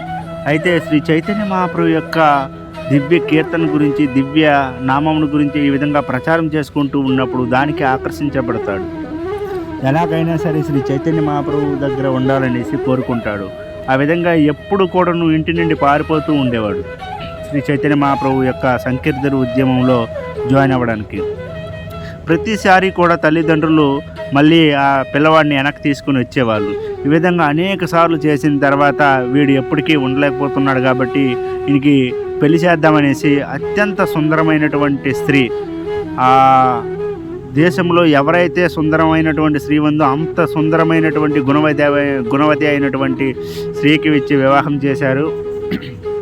అయినప్పుడు కూడా రఘునాథ దాస గోస్వాములు వారు ఒకే ఒక కొడుకు వాళ్ళ తల్లిదండ్రులకి. అయినప్పుడు కూడా ఆ సంపదలకి ఆకర్షించగా, ఆ స్త్రీకి ఆకర్షించబడక వెంటనే సంకీర్తన ఉద్యమంలో జాయిన్ అవ్వడం కోసం ఇంటి నుండి వెళ్ళిపోవడం జరుగుతుంది. ఆయనకి రాత్రి పగులు ఒక 20-30 మంది సెక్యూరిటీ కూడా ఉంటుంది ఆయన ఎక్కడ పారిపోకుండా ఉండడం కోసం. అయినప్పుడు కూడా వాళ్ళందరినీ కవర్ చేసి ఏదో ఒక విధంగా శ్రీ చైతన్య మహాప్రభు వద్దకు వెళ్ళిపోవడం జరుగుతుంది. అటువంటి సమయంలో విషయం తెలిసినటువంటి రఘునాథ గోస్వామి అమ్మవారు అంటారు, నువ్వు ఎందుకు ఆపండి, వెళ్ళిపోతున్నాడు మన అబ్బాయి, వాళ్ళని ఎలాగైనా ఆపాలి అని చెప్పగానే అప్పుడు రఘునాథ్ దాస్ గోస్వామి వారి యొక్క తండ్రి గారు అంటారు, భార్య అనేటటువంటి ఒక పెద్ద తాడు, అత్యంత స్ట్రాంగ్ బంధం అది, దాన్నే ఆయన విప్పేసి వెళ్ళిపోయాడంటే ఇంకా ఏ తాళ్ళు కూడా ఆయన్ని కట్టలేవు అని చెప్పి రఘునాథ దాస్ గోస్వామిని విడిచిపెట్టేయడం జరుగుతుంది. అప్పటి నుండి కూడా రఘునాథ దాస్ గోస్వామికి ఒక విషయం చెప్తుంది, అయ్యా నువ్వు ఎక్కడున్నా సరే ఆనందంగా ఉండాలి, కాబట్టి నువ్వు అడుక్కోకుండా నానా బాధలు పడకుండా నీకు కొంత ధనాన్ని, సెక్యూరిటీని ఇస్తాం, కాబట్టి నువ్వు వాళ్ళ యొక్క సహాయంతో నువ్వు శ్రీ చైతన్య మహాప్రభు యొక్క ఆ దివ్య సంకీర్తన ఉద్యమంలో ఉంటూ సేవ చేసుకో అని చెప్పడం జరుగుతుంది. అయితే తండ్రి గారి మాటని కాదనలేక తండ్రి గారు చెప్పే విధంగా తన ధనాన్ని కృష్ణుడి సేవలో ఉపయోగిస్తూ చైతన్య మహాప్రభుకి ప్రతిరోజు కూడా అద్భుతమైనటువంటి భోగాన్ని పెట్టేవాళ్ళు. ఆ భోగం పెడుతూ ఉండేటప్పుడు ఒకసారి ఏం జరిగిందంటే శ్రీ చైతన్య మహాప్రభు ఆ విధంగా రఘునాథ దాస గోస్వామి పెట్టినటువంటి అనేక రకాలైనటువంటి ఆ భోగ్య పదార్థాలని ఆస్వాదిస్తూ ఉండేవాళ్ళు. తర్వాత చైతన్య మహాప్రభు తన యొక్క విశ్లేషణలో వైరాగ్యం గురించి ఎక్కువగా చెప్పేవాళ్ళు. ఎందుకంటే ఒక సన్యాసికి, ఒక సాధువుకి ధనము, స్త్రీ దూరంగా ఉండాలి. కానీ రఘునాథ గోస్వామి చూస్తే తన తండ్రి వద్ద నుండి ఉన్నటువంటి ధనంతో అన్ని భోగాల్ని, అన్ని నైవేద్యాల్ని శ్రీ చైతన్య మహాప్రభుకి ఇచ్చేవారు. కాబట్టి ఇది బాగలేదనేసి ఆ రఘునాథ గోస్వామికే స్వయంగా అనిపించింది. తర్వాత తన తండ్రి ఇచ్చినటువంటి అవన్నిటినీ కూడా విడిచిపెట్టడం జరుగుతుంది. తర్వాత భిక్షాటనం చేసుకుంటూ భిక్షాటన ద్వారా వచ్చేటటువంటి ఆ యొక్క ద్రవ్యంతో శ్రీ చైతన్య మహాప్రభుకి భోజనం పెట్టేవాళ్ళు. అప్పుడు శ్రీ చైతన్య మహాప్రభు ఇది ఇంకా మధురంగా ఉంది కిందటిసారి కంట, ఎంత అద్భుతంగా ఈ భోగాన్ని నాకు సమర్పించామనేసి చైతన్య మహాప్రభు ఇంకా గ్లోరిఫికేషన్ చేసేవాళ్ళు. అప్పుడు రఘునాథ గోస్వామికి ఇంకా సిగ్గనిపించింది. అప్పుడు నేను ఈ అడుక్కోవడం కూడా సరిగా లేదనేసి అప్పుడు జగన్నాథ స్వామి మందిరానికి బయట ఉంటూ ఎవరైతే వచ్చిపోయే వాళ్ళు ఉంటారో వాళ్ళందరి దగ్గర అడుక్కునేవాళ్ళు. అటు ఇటు ఇంటింటికి వెళ్లకుండా అక్కడ గుడి దగ్గర అడుక్కోవడం ఆరంభించాడు. ఆ విధంగా వచ్చినటువంటి ఆ యొక్క ఏదైతే భగవంతుడు సమర్పించినటువంటి ఆ ప్రసాదాలు ఉంటాయో దాని ద్వారా ఆయన సంతృప్తి పడుతూ తన జీవితాన్ని గడిపించాడు. అతను చివరికి కూడా రఘునాథ గోస్వామికి ఏమనిపించిందంటే, ఇదేంటి ఒక వేసిలాగా ఎవడు నాకు పెడతాడో ఎవడు పెట్టడో, వీడిస్తాడో ఇవ్వడో, వీడిస్తాడా నాకు, వీడేమైనా నాకు దక్షిణ ఇస్తాడా, వీడేమైనా నాకు భోజనం పెడతాడా, ఏమైనా నాకు కొన్ని ధాన్యములైనా వేస్తాడా అనేటటువంటి ఒక మనస్సు అనేది నాలో కలుగుతుంది. ఇది కూడా సరికాదు అనేసి ఎవరి మీద కూడా ఆధారపడకూడదు అనేసి శ్రీ రఘునాథ గోస్వామి వారు ఒకసారి ఏం చేశారంటే, జగన్నాథ పూరిలో ఉండేటప్పుడు అక్కడ ఎవరిని అడుక్కోకుండా, గుడి వద్ద కూడా అడుక్కోకుండా ఆ జగన్నాథ స్వామికి సమర్పించినటువంటి ప్రసాదాలు అయిపోయిన తర్వాత ఆ గిన్నెలు కుండలు కడిగేటప్పుడు ఆ కుండల వద్ద అక్కడ ఇక్కడ ఉండిపోయినటువంటి కొన్ని ఆహార పదార్థాలు అవన్నీ కాలువలకు వెళ్ళిపోతూ ఉండేవి. వాటిని వేరుకుంటూ ఆ వేరుకున్నటువంటి ఆ ఆహారాన్ని, ఆ ప్రసాదాన్ని కడుగు తింటూ ఉండేవాడు. అయితే శ్రీ చైతన్య మహాప్రభుకి సందేహం కలుగుతుంది. ప్రతిసారి కూడా నన్ను రఘునాథ గోస్వామి పిలిచి ఆహ్వానించి నాకు మంచి భోజన పదార్థాలు పెట్టేవాడు కదా, ఇప్పుడు ఈ మధ్యన పిలవడం మానేశాడు, అంతేకాకుండా కనిపించడం కూడా మానేశాడు. అసలు ఏం జరుగుతుందనేసి శ్రీ చైతన్య మహాప్రభు స్వయంగా వెతకడం ఆరంభించిన తర్వాత దూరం నుండి చూస్తే మన రఘునాథ దాస గోస్వామి ఈ విధంగా కాలువలో ఉండేటటువంటి జగన్నాథ ప్రసాదాన్ని ఏరుతూ దాన్ని కడుక్కుంటూ తింటున్నాడనేసి చూసి అత్యంత దివ్యమైనటువంటి ఆనందంతో ఎంతటి వైరాగ్యం కలిగి ఉన్నాడు మన రఘునాథ దాస అనేసి వెంటనే రఘునాథ దాస్ దగ్గరికి వెళ్ళి ఆయన తింటున్నటువంటి ఆ యొక్క ఆహారాన్ని వెంటనే ఆయన చేతి నుండి తీసుకుని, ఏమయ్యా ఎన్నాళ్ళు నాకు మంచి భోజనం పెట్టి ఈ విధంగా నాకు ఆహ్వానించేవాడు, ఇప్పుడు నాకు ఆహ్వానించేటట్లేదు ఏమనేసి చెప్పి ఆయన చేతిలో ఉండేటటువంటి ఆ జగన్నాథ ప్రసాదాన్ని స్వయంగా శ్రీ చైతన్య మహాప్రభు తీసుకోవడం జరుగుతుంది. ఆహా, ఇది నిజమైన టేస్ట్ కలిగి ఉన్నటువంటి ప్రసాదము, ఇంతవరకు పెట్టావే అదంతా ఒక ఎత్తు, ఇది ఒక ఎత్తు అనేసి శ్రీ రఘునాథ దాస గోస్వామిని ఆ విధంగా పొగుడుతూ కౌగిలించుకుంటూ ఆ దివ్యమైనటువంటి నామాన్ని జపిస్తూ ఉండేవాళ్ళు. ఈ విధంగా రఘునాథ దాస గోస్వామి యొక్క వైరాగ్యాన్ని చూసి ఆశ్చర్యపోతూ తర్వాత రఘునాథ గోస్వామిని ఆదేశించడం జరిగింది, నీవు గోవర్ధనలో ఉండేటటువంటి రాధాకొండ దగ్గరికి వెళ్ళి ఈ విధంగా దివ్యనామాన్ని ప్రచారం చేసుకుంటూ అక్కడ ఉండు అని చెప్పడం జరిగింది. తర్వాత రఘునాథ దాస గోస్వామి వెళ్ళిపోవడం జరుగుతుంది. ఈ విధంగానే సనాతన గోస్వామి, రూప గోస్వామి కూడా ముస్లిమ్స్గా ఉన్నారు కొన్ని రోజులు. వాళ్ళు చైతన్య మహాప్రభు యొక్క దివ్యమైనటువంటి లీలలకి ఆశ్చర్యపోయి వెంటనే వాళ్ళు మళ్ళీ సనాతన ధర్మం తీసుకొని శ్రీ చైతన్య మహాప్రభు దగ్గర శిష్యులుగా మారుతారు.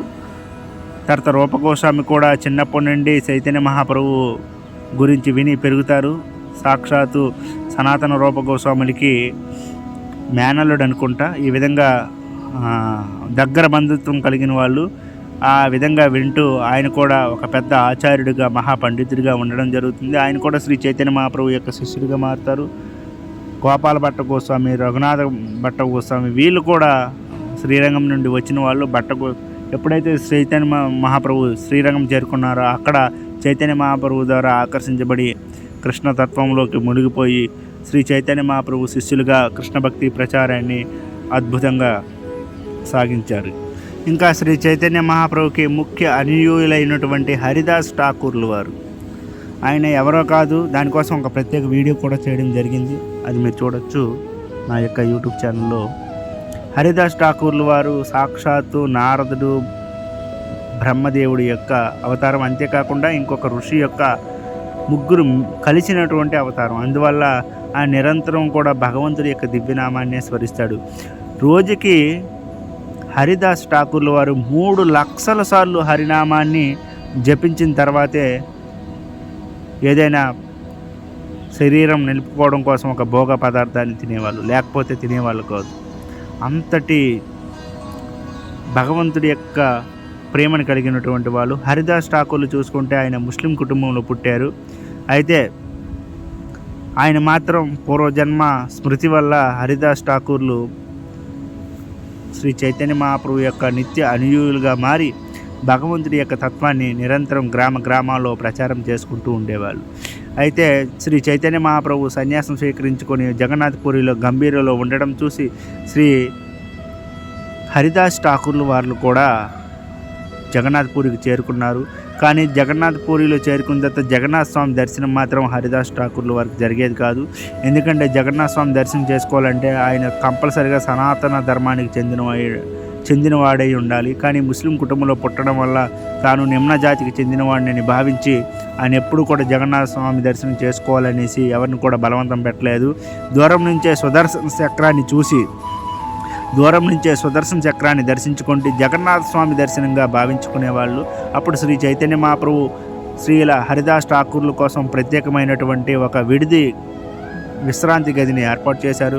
ఎక్కడైతే గంభీర ఉందో, ఎక్కడైతే శ్రీ చైతన్య మహాప్రభు ఉన్నారో ఆయనకి వెనక భాగంలోనే సిద్ధబకులు అనేటటువంటి స్థలంలో హరిదాస్ ఠాకూర్ల కోసం ఒక అద్భుతమైనటువంటి జగన్నాథ్ యొక్క బ్రష్ని అక్కడ నాటడం జరిగింది. వితిన్ సెకండ్స్లో ఆ యొక్క బ్రష్ అనేది ఒక పెద్ద చెట్టుగా మారి బకుల వృక్షంగా మారి శ్రీ హరిదాస్ ఠాకూర్ల వారికి నీడనిస్తూ అక్కడే శ్రీల హరిదాస్ ఠాకూర్ల కోసం స్వయంగా శ్రీ చైతన్య మహాప్రభు ప్రసాదాన్ని ఏర్పాటు చేసేవాళ్ళు. ఈ విధంగా శ్రీ చైతన్య మహాప్రభు యొక్క దివ్యమైనటువంటి రూపాన్ని దర్శించుకుంటూ జగన్నాథ్ యొక్క దర్శనం చేసుకుంటూ హరిదాస్ ఠాకూర్ల వాళ్ళు 3 లక్షల సార్లు హరినామాన్ని సంకీర్తన చేసుకుంటూ చివరికి హరిదాస్ ఠాకూర్ల వాళ్ళు శ్రీ చైతన్య మహాప్రభు యొక్క ఒళ్ళోనే తన యొక్క శరీరాన్ని వేడి భగవద్ధామాన్ని చేరుకోవడం జరుగుతుంది. శ్రీ చైతన్య మహాప్రభు ఆ హరిదాస్ ఠాకూర్ల వాళ్ళని కౌగులించుకుంటూ స్వయంగా తన చేతులతో హరిదాస్ ఠాకూర్ని జగన్నాథ్పురిలో ఉన్నటువంటి సముద్రం వైపు తీసుకుంటూ నగర సంకీర్తనం చేసుకుంటూ ఆ శ్రీల హరిదాస్ ఠాకూర్ల యొక్క సమాధిని ఏర్పాటు చేయడం జరుగుతుంది. ఇప్పుడు కూడా మనం జగన్నాథ్పురి వెళ్తే స్వర్గద్వార దగ్గరలో ఉంటుంది. జగన్నాథ్పురిలో ఉన్నటువంటి సముద్రం పక్కనే శ్రీ హరిదాస్ ఠాకూర్ల వాళ్ళ యొక్క సమాధిని మనం ఇప్పుడు కూడా దర్శించుకోవచ్చు. అంతటి దివ్యమైనటువంటి లీలలు కలిగినటువంటి హరిదాస్ ఠాకూర్ల వాళ్ళని కూడా శ్రీ చైతన్య మహాప్రభు స్వయంగా ఈ విధంగా దివ్యమైనటువంటి కార్యాలు చేశారు. శ్రీ చైతన్య మహాప్రభుల వారు అత్యంత స్ట్రిక్ట్నెస్ ఎక్కువగా ఉండేది. శ్రీ చైతన్య మహాప్రభుకి దర్శించుకోవడానికి చాలామంది స్త్రీలు చైతన్య మహాప్రభు వద్దకు వచ్చేవాళ్ళు. అయితే శ్రీ చైతన్య మహాప్రభు దర్శించుకోవాలంటే చాలా దూరం నుండే దర్శించుకోవాలి, కానీ దగ్గరికి రానిచ్చేవాళ్ళు కాదు. ఎందుకంటే శ్రీ చైతన్య మహాప్రభు సన్యాసి కాబట్టి స్త్రీలకి దూరంగా ఉండాలనేది ఒక నియమం. కాబట్టి చైతన్య మహాప్రభు ఎవరైనా దర్శించుకోవాలంటే దూరం నుండే దర్శించుకోవాలి, కానీ దగ్గరికి రావడానికి లేదు. అయితే శ్రీ చైతన్య మహాప్రభు యొక్క శిష్యుల్లో అనేక రకాలైనటువంటి శిష్యులు ఉన్నారు. అందులో ఒక శిష్యుడు చోటా హరిదాస్ అనేసి ఒక శిష్యుడు ఉన్నాడు. ఆయన చైతన్య మహాప్రభు అంటే చాలా ఇష్టం కలిగినటువంటి, అత్యంత ప్రేమ కలిగినటువంటి వాడు. అయితే ఒకరోజు చోటా హరిదాస్ ఠాకూరు చోటా హరిదాసు భిక్షాటన చేయడం కోసం ఒక మాధవీ దేవి అనేటటువంటి చైతన్య మహాప్రభు యొక్క శిష్యురాల దగ్గర నుంచే భిక్షాటనం చేయడం జరిగింది. అయితే ఆ రోజు అక్కడి నుండి భిక్షాటన చేసి వచ్చినటువంటి బియ్యంతో వండడం జరిగింది. ఆ వంటని చైతన్య మహాప్రభు ఇవ్వడం చూసి ఈరోజు వంట చాలా అద్భుతంగా ఉంది, ఏంటింత రుచి ఉంది అనేసి అనగానే ఆ వంట వాళ్ళు ఏమంటారంటే, చోటా హరిదాసు ఈరోజు భిక్షాటన చేసి మీ శిష్యురాలైనటువంటి మాధవీదేవి, ఆమె 80 సంవత్సరాలు రుద్రాల నుంచి ఆ యొక్క భిక్షాటన బియ్యాన్ని తీసుకొచ్చి మాకు ఇవ్వడం జరిగింది, దాంతోనే మేము ఉండేమని చెప్తారు. అప్పుడు శ్రీ చైతన్య మహాప్రభు అత్యంత క్రోధంతో వెంటనే చోటా హరిదాస్ ఠాకూర్ ఈ రోజు నుండి నాకు కనిపించకూడదు, ఈ రోజు నుండి ఎప్పుడు కూడా నా వద్దకు తీసుకురావద్దని చెప్పడం జరుగుతుంది. వెంటనే అందరూ భయపడిపోతారు. ఇదేంటిది, ఆయన ఏం తప్పు చేశాడు, ఏం తప్పు చేయలేదు కదా, ఒక ముసలిదాని దగ్గరికి వెళ్ళి తీసుకురావడం పెద్ద తప్పేం కాదు కదా అనేసి వాళ్ళందరూ కూడా నిత్యానంద మహాప్రభు, సార్వభౌమ భట్టాచార్య, రామానందరాయ అందరూ కూడా బతిమాలుతారు చైతన్య మహాప్రభు చాలా బాధపడుతున్నారు. హరిదాస్ ఠాకూర్లు వారు, మీరు ఎలాగైనా సరే ఆయన్ని మళ్ళీ వెనక్కి తీసుకురండి, లేకపోతే ఆయన మీ యొక్క విరహంతోనే ఆయన ఈ శరీరాన్ని వదిలించుకునేటట్టున్నాడు. కాబట్టి చైతన్య మహాప్రభు మీరు కరుణించండి, ఆ జీవుడిని ఉద్ధరించాలి. మీరు చోటా హరిదాస్ ఠాకూర్లు ఏం తప్పు చేశారు, ఆయన ఏం తప్పు చేయలేదు కదా. ఆయన భిక్షాటం చేసుకుంటూ ఒక వృద్ధురాలైనటువంటి స్త్రీ నుండి ఒక భిక్షాటం చేశారు. అందులో పెద్ద తప్పేముంది, ఆ తప్పుని చిన్న తప్పుగా భావించి ప్లీజ్ క్షమించండి అనేసి అందరూ కూడా ప్రాధేయపడతారు. కానీ శ్రీ చైతన్య మహాప్రభు మాత్రం అస్సలు కరగరు, అసలు నా దగ్గరికి రావద్దని చెప్పడం జరుగుతుంది. అప్పుడు ఈ విషయం తెలుసుకున్నటువంటి చోటా హరిదాసు, చైతన్య మహాప్రభు నన్ను ఎప్పుడు కూడా కరుణించరు అనేసి ఒక నిర్ణయానికి వచ్చి వెంటనే ప్రయోగరాజు, ఎక్కడైతే ప్రయోగ త్రివేణి సంఘం ఉందో అక్కడికి వెళ్ళి తన శరీరాన్ని విడిచిపెట్టడం జరుగుతుంది. ఆ విషయం విన్నటువంటి చైతన్య మహాప్రభు చాలా ఆనందిస్తారు. ఆయన భగవద్ధామానికి చేరుకున్నాడని చెప్తారు. అసలు విషయం ఏంటంటే మన పెద్దవాళ్ళు చెప్తున్నారు, చూడ్డానికి ఇది ఏంటి ఇంత కఠినత్యం చైతన్య మహాప్రభు అనిపిస్తుంది. కానీ ఒక సన్యాసి ఏ విధంగా ఉండాలంటే స్త్రీకి ఎప్పుడు కూడా దూరంగానే ఉండాలి. అసలు విషయం ఏంటంటే చైతన్య మహాప్రభువే సాక్షాత్తు శ్రీకృష్ణ భగవానుడు, అందరి హృదయంలో ఉన్నవాడు, అందరి హృదయాల మనస్సు కూడా తెలిసినవాడు. ఎప్పుడైతే చోటా హరిదాస్ ఠాకూర్ మాధవీదేవి వద్దకి వెళ్ళాడు భిక్షాటంకి, మాధవీదేవి సేవ చేయడం కోసం ఒక బాలిక ఉండేదంట, ఒక యవ్వన అవస్థ కలిగినటువంటి బాలిక ఉండిందంట. అయితే ఈ విధంగానైనా మాధవీదేవి దగ్గర తీసుకున్నప్పుడు ఆ బాలిక సుందరమైనటువంటి యువతను చూడగలననేటటువంటి ఒక చిన్న వీక్నెస్ ఆ చోటా హరిదాస్ ఠాకూర్లో ఉందంట. అందుకోసమే ఆయన వెళ్ళాడు. ఆ విషయం తక్కిన వాళ్ళందరికీ తెలియదు, కానీ మన చైతన్య మహాప్రభు తెలుసు. లోపల ఒకటి బయట ఒకటి ఉండకూడదు. ఈయన చూడడానికి వేషధారణ మాత్రం సన్యాసి, లోపల మాత్రం ఆ స్త్రీ మీద కొంచెం వ్యామోహం ఉంది అనేసి వెంటనే చైతన్య మహాప్రభు ఆయన్ని ఈ విధంగా బహిష్కరించడం జరిగింది. ఆ తర్వాత ఆయన పరంపదించడం కూడా జరిగింది. ఈ విషయం కేవలం చైతన్య మహాప్రభుకు మాత్రమే తెలుసు. ఈ విధంగా శ్రీ చైతన్య మహాప్రభు అత్యంత కఠినత్వంతో కూడుకుని ఉండేవాళ్ళు. సన్యాసి నియమాలంటే సన్యాసి ఏ విధంగా ఉండాలో ఆ విధంగా ఉండాలి అని అంతటి నియమనిష్టల్ని ప్రదర్శించేవాళ్ళు. కరుణలో జగాయ మాదయ్య వంటి వాళ్ళను కూడా కరుణించారు. ఈ విధంగా భగవంతుడు అనేకమైనటువంటి కలియుగ ధర్మాన్ని జనులకి ఏ విధంగా ఉండాలి స్వయంగా తాను పాటిస్తూ తన భక్తులకి నేర్పిస్తూ, తన భక్తుల ద్వారా ఇతర ప్రజలందరికీ నేర్పిస్తూ తన దివ్యమైనటువంటి లీలల్ని ప్రదర్శించారు. ఈ చైతన్య మహాప్రభు గౌడీ సాంప్రదాయానికి సంస్థాపకులు, అంతేకాకుండా అచింత్య భేదాభేద సిద్ధాంతాన్ని ప్రతిపాదించిన వాళ్ళు. జీవుడు ఒకేసారి భగవంతుడితో సమానం కూడా కాదు. ఏ విధంగా సమానం అంటే భగవంతుడికి ఉన్నటువంటి గుణములు జీవుల్లో ఉండొచ్చు, అది కూడా తక్కువ పరిమాణంలో ఉంటాయి. భగవంతుడు ఎక్కువ పరిమాణంలో కలిగి ఉంటే విభుత్వ రూపంలో ఉంటే జీవుడికి అనుత్వ రూపంలో ఉంటుంది అని చెప్పారు. అదేవిధంగా భగవంతుడితో గుణముల్లో కొంచెం సమానమేమో కానీ పరిమాణంలో సమానం కాదు. ఆ విధంగా సైమల్టేనియస్లీ వన్నెస్ అండ్ డ్యూయలిటీ అనేటువంటి సిద్ధాంతాన్ని ప్రతిపాదించారు. దాన్నే వాళ్ళ శిష్యులందరికీ ప్రచారం చేయడం జరిగింది. అది కాలక్రమేణా అదొక పెద్ద సాంప్రదాయంగా ఏర్పడి మనం ప్రస్తుతం చూస్తున్నటువంటి హరే కృష్ణ మూమెంట్గా ఏర్పడి దేశ విదేశాల్లో ఈ గౌడీయ తత్వాన్ని, అచింత భేదాభేద సిద్ధాంతాన్ని నలుమూలల ప్రచారం చేయడం జరిగింది. ఆ యొక్క సిద్ధాంతమే దశమూల తత్వం అనే విధంగా ఒక శ్లోకం ఉంది. ఆ దశమూల తత్వమే గౌడీ సాంప్రదాయానికి ముఖ్య మూలమైనటువంటి సూత్రం. దీన్ని దశమూల తత్వ సూత్రం అనేసి అంటారు. ఆమ్నాయ ప్రాహతత్వం అరిమిహ పరమం సర్వశక్తిం రసాబ్దిం తద్భిన్నాంశాంశ జీవాన్ ప్రకృతి కవిలతాన్ తద్విముక్తాంశ భవత్ భేద ప్రకాశం సకలమపి హరేః సాధనం శుద్ధ భక్తిం సాధ్యం తత్ప్రీతిమేవ యుత్పాదయతి జనాన్ గౌరీచంద్ర స్వయం సహ అనేసి. ఇది దశమూల తత్వం. శ్రీల భక్తి వినోద్ ఠాకూర్లు వాళ్ళు రాసినారు దీన్ని. అయితే ఆమ్నాయ ప్రాహుతత్వం. ఆమ్నాయ అంటే ఏంటి?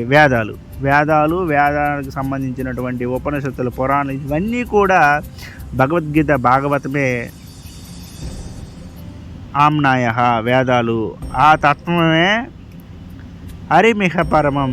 శ్రీకృష్ణుడే, దేవాది దేవుడు శ్రీహరే, ఆయన పరమం, సర్వశక్తిమంతుడు కూడా, అనంతమైనటువంటి శక్తి కలిగిన వాడు.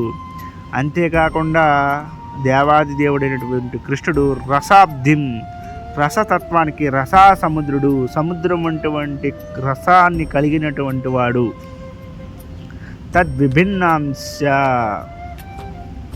తద్విభిన్నాంశాశ్చ అనేసి, అంటే విభిన్న అంటే దేవాది దేవుడికి విభిన్నుడు ఎవడు? జీవాన్. జీవులందరూ కూడా దేవాది దేవుడు ఎలాగైతే సచ్చిదానంద విగ్రహాన్ని కలిగినటువంటి వాడో జీవులు కూడా సచ్చిదానందులే. కానీ భగవంతుడు విభుత్వాన్ని కలిగి ఉన్నవాడు, జీవులు మాత్రం అనుత్వానికి కలిగి ఉన్నారు. జీవాన్ ప్రకృతి కవలితాన్ అంటే జీవులందరూ కూడా ప్రకృతికి కొన్నిసార్లు లోనవుతూ ఉంటారు.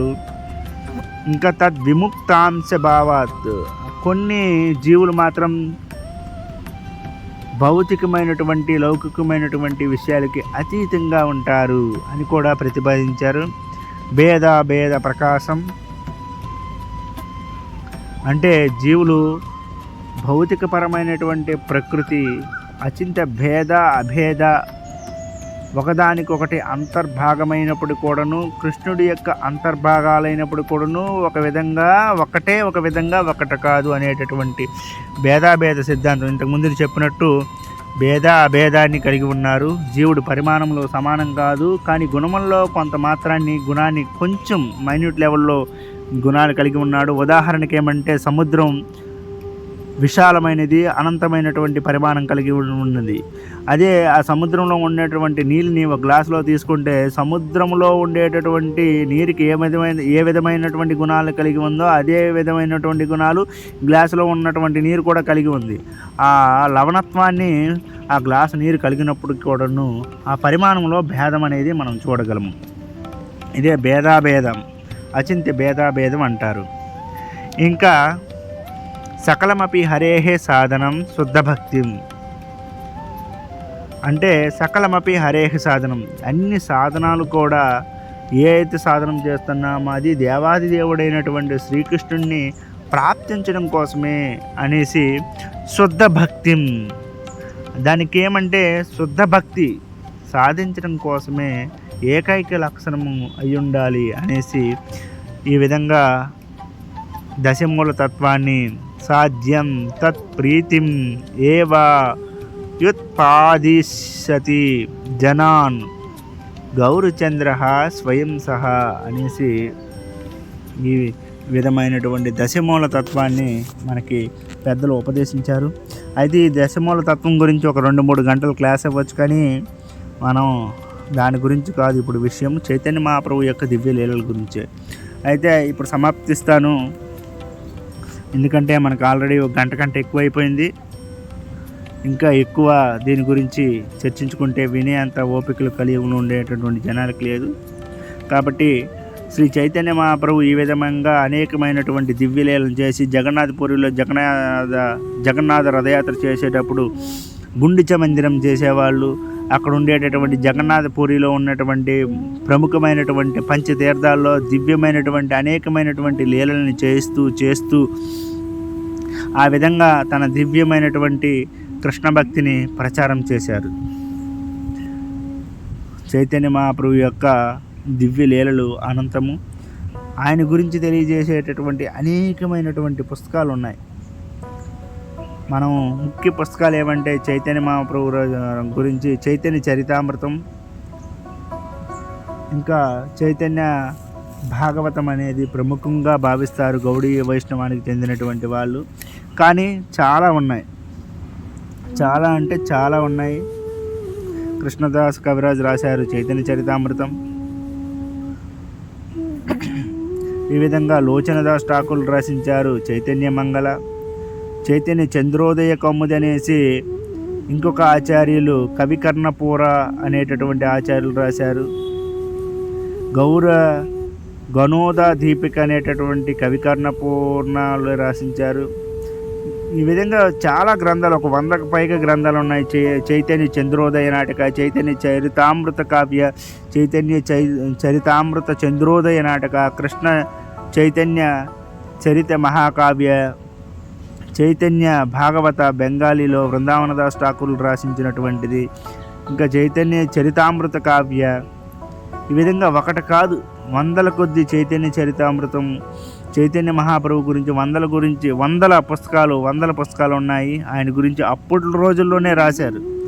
ఆయన ఉన్నటువంటి రోజుల్లోనే, ఆయన తర్వాత రోజుల్లోనే అనేకమైనటువంటి గ్రంథాలు చైతన్య మహాప్రభు గురించి రాయడం జరిగింది. శ్రీ చైతన్య మహాప్రభు అంతటి దివ్యమైనటువంటి శక్తిని కలిగి ఉన్నవాళ్ళు.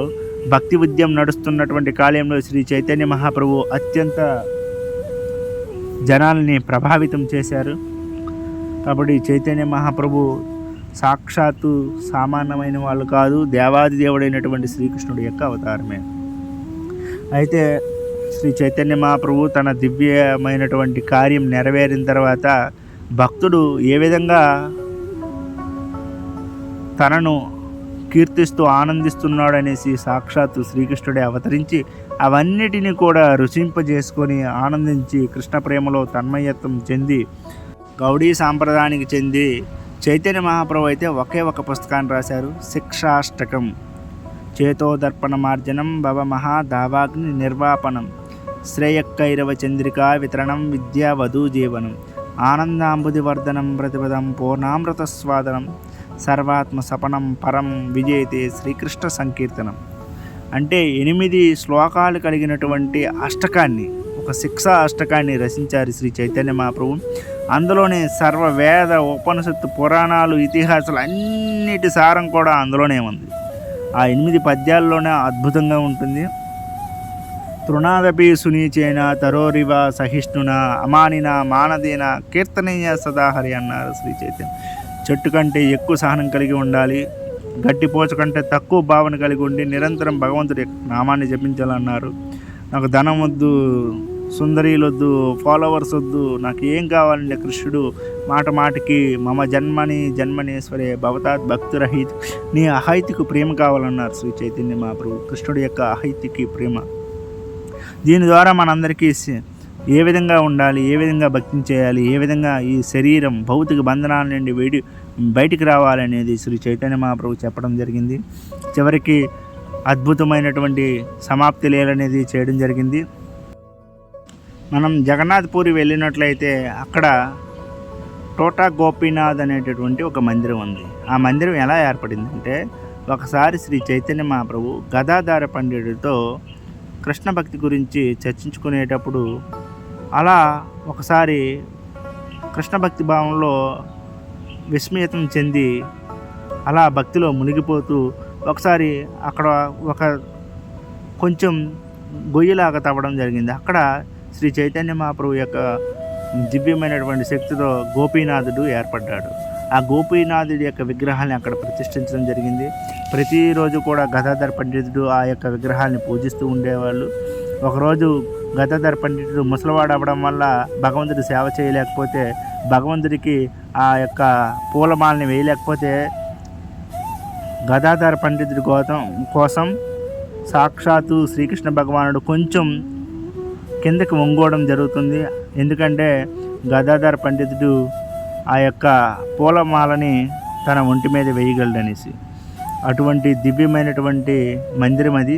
ఆ మందిరంలోనే శ్రీ చైతన్య మహాప్రభు తోటా గోపీనాథుడి యొక్క ఆ మోకాల వద్ద తన అవతారాన్ని సమర్పించారు. ఆ విధంగా మోకాళ్ళ ద్వారా ఆ కృష్ణుడి యొక్క విగ్రహంలోకి ప్రవేశించి తన దివ్యమైనటువంటి లీలల్ని సమాప్తించారు. ఈ విధంగా శ్రీకృష్ణ భగవానుడి యొక్క దివ్య లీలల్ని మనం స్మరించుకుంటూ శ్రీ చైతన్య మహాప్రభు వల్లే మనకి కృష్ణ భక్తి తత్వం అనేది మనకి వెలుగులోకి వచ్చింది. లేకపోతే అంతగా కృష్ణ భక్తి అనేది జనాలకు తెలిసేది కాదు. ఈ విధంగా కృష్ణుడి యొక్క తత్వాన్ని అత్యంత అద్భుతంగా ఈ ప్రపంచానికి అందించిన వాళ్ళు శ్రీ చైతన్య మహాప్రభు. ఆయన యొక్క సాంప్రదాయంలోనే అనేకమైనటువంటి ఆచార్యులు వచ్చారు. భక్తి వినోద్ ఠాకూర్లు వాళ్ళు, భక్తి సిద్ధాంత సరస్వతి ఠాకూర్లు వాళ్ళు, శ్రీల ప్రభుపాదుల వారు వచ్చి ఈ కృష్ణతత్వాన్ని ప్రపంచం మొత్తం వ్యాప్తి చేసేటట్లు చేశారు. ఇప్పుడు కూడా మనందరికీ ఈ కృష్ణతత్వం వచ్చిందంటే కారణం శ్రీ చైతన్య మహాప్రభు యొక్క దివ్యకరుణే. శ్రీల భక్తి వేదాంత స్వామి ప్రభుపాదుల వారి యొక్క కరుణ వల్ల మనందరం కూడా ఈ యొక్క దివ్యమైనటువంటి భగవంతుడి యొక్క నామాన్ని జపించుకుంటున్నాం. రేపు మనకి గౌరి పూర్ణిమ, శ్రీ చైతన్య మహాప్రభు యొక్క పుట్టినరోజు కాబట్టి రేపు అందరం మనం సాయంత్రం వరకు ఉపవాసం ఉండి భగవంతుడికి ఆ దివ్యమైనటువంటి ఆ శిక్షాష్టం చదువుకుంటూ దివ్య నామాన్ని స్మరించుకుంటూ అభిషేకాలు చేసుకుందాం. అభిషేకాలు చేసిన తర్వాత భగవంతుడికి వస్త్రాధారణ చేసి ఆ దివ్యమైనటువంటి అనేక రకాలైనటువంటి భోగాల్ని భగవంతుడికి నైవేద్యంగా సమర్పించి తర్వాత మనం అందరం స్వీకరిద్దాం. అందరూ చెప్పండి, హరే కృష్ణ హరే కృష్ణ కృష్ణ కృష్ణ హరే హరే, హరే రామ రామ రామ హరే హరే. జై శ్రీరామ్, జై శ్రీకృష్ణ.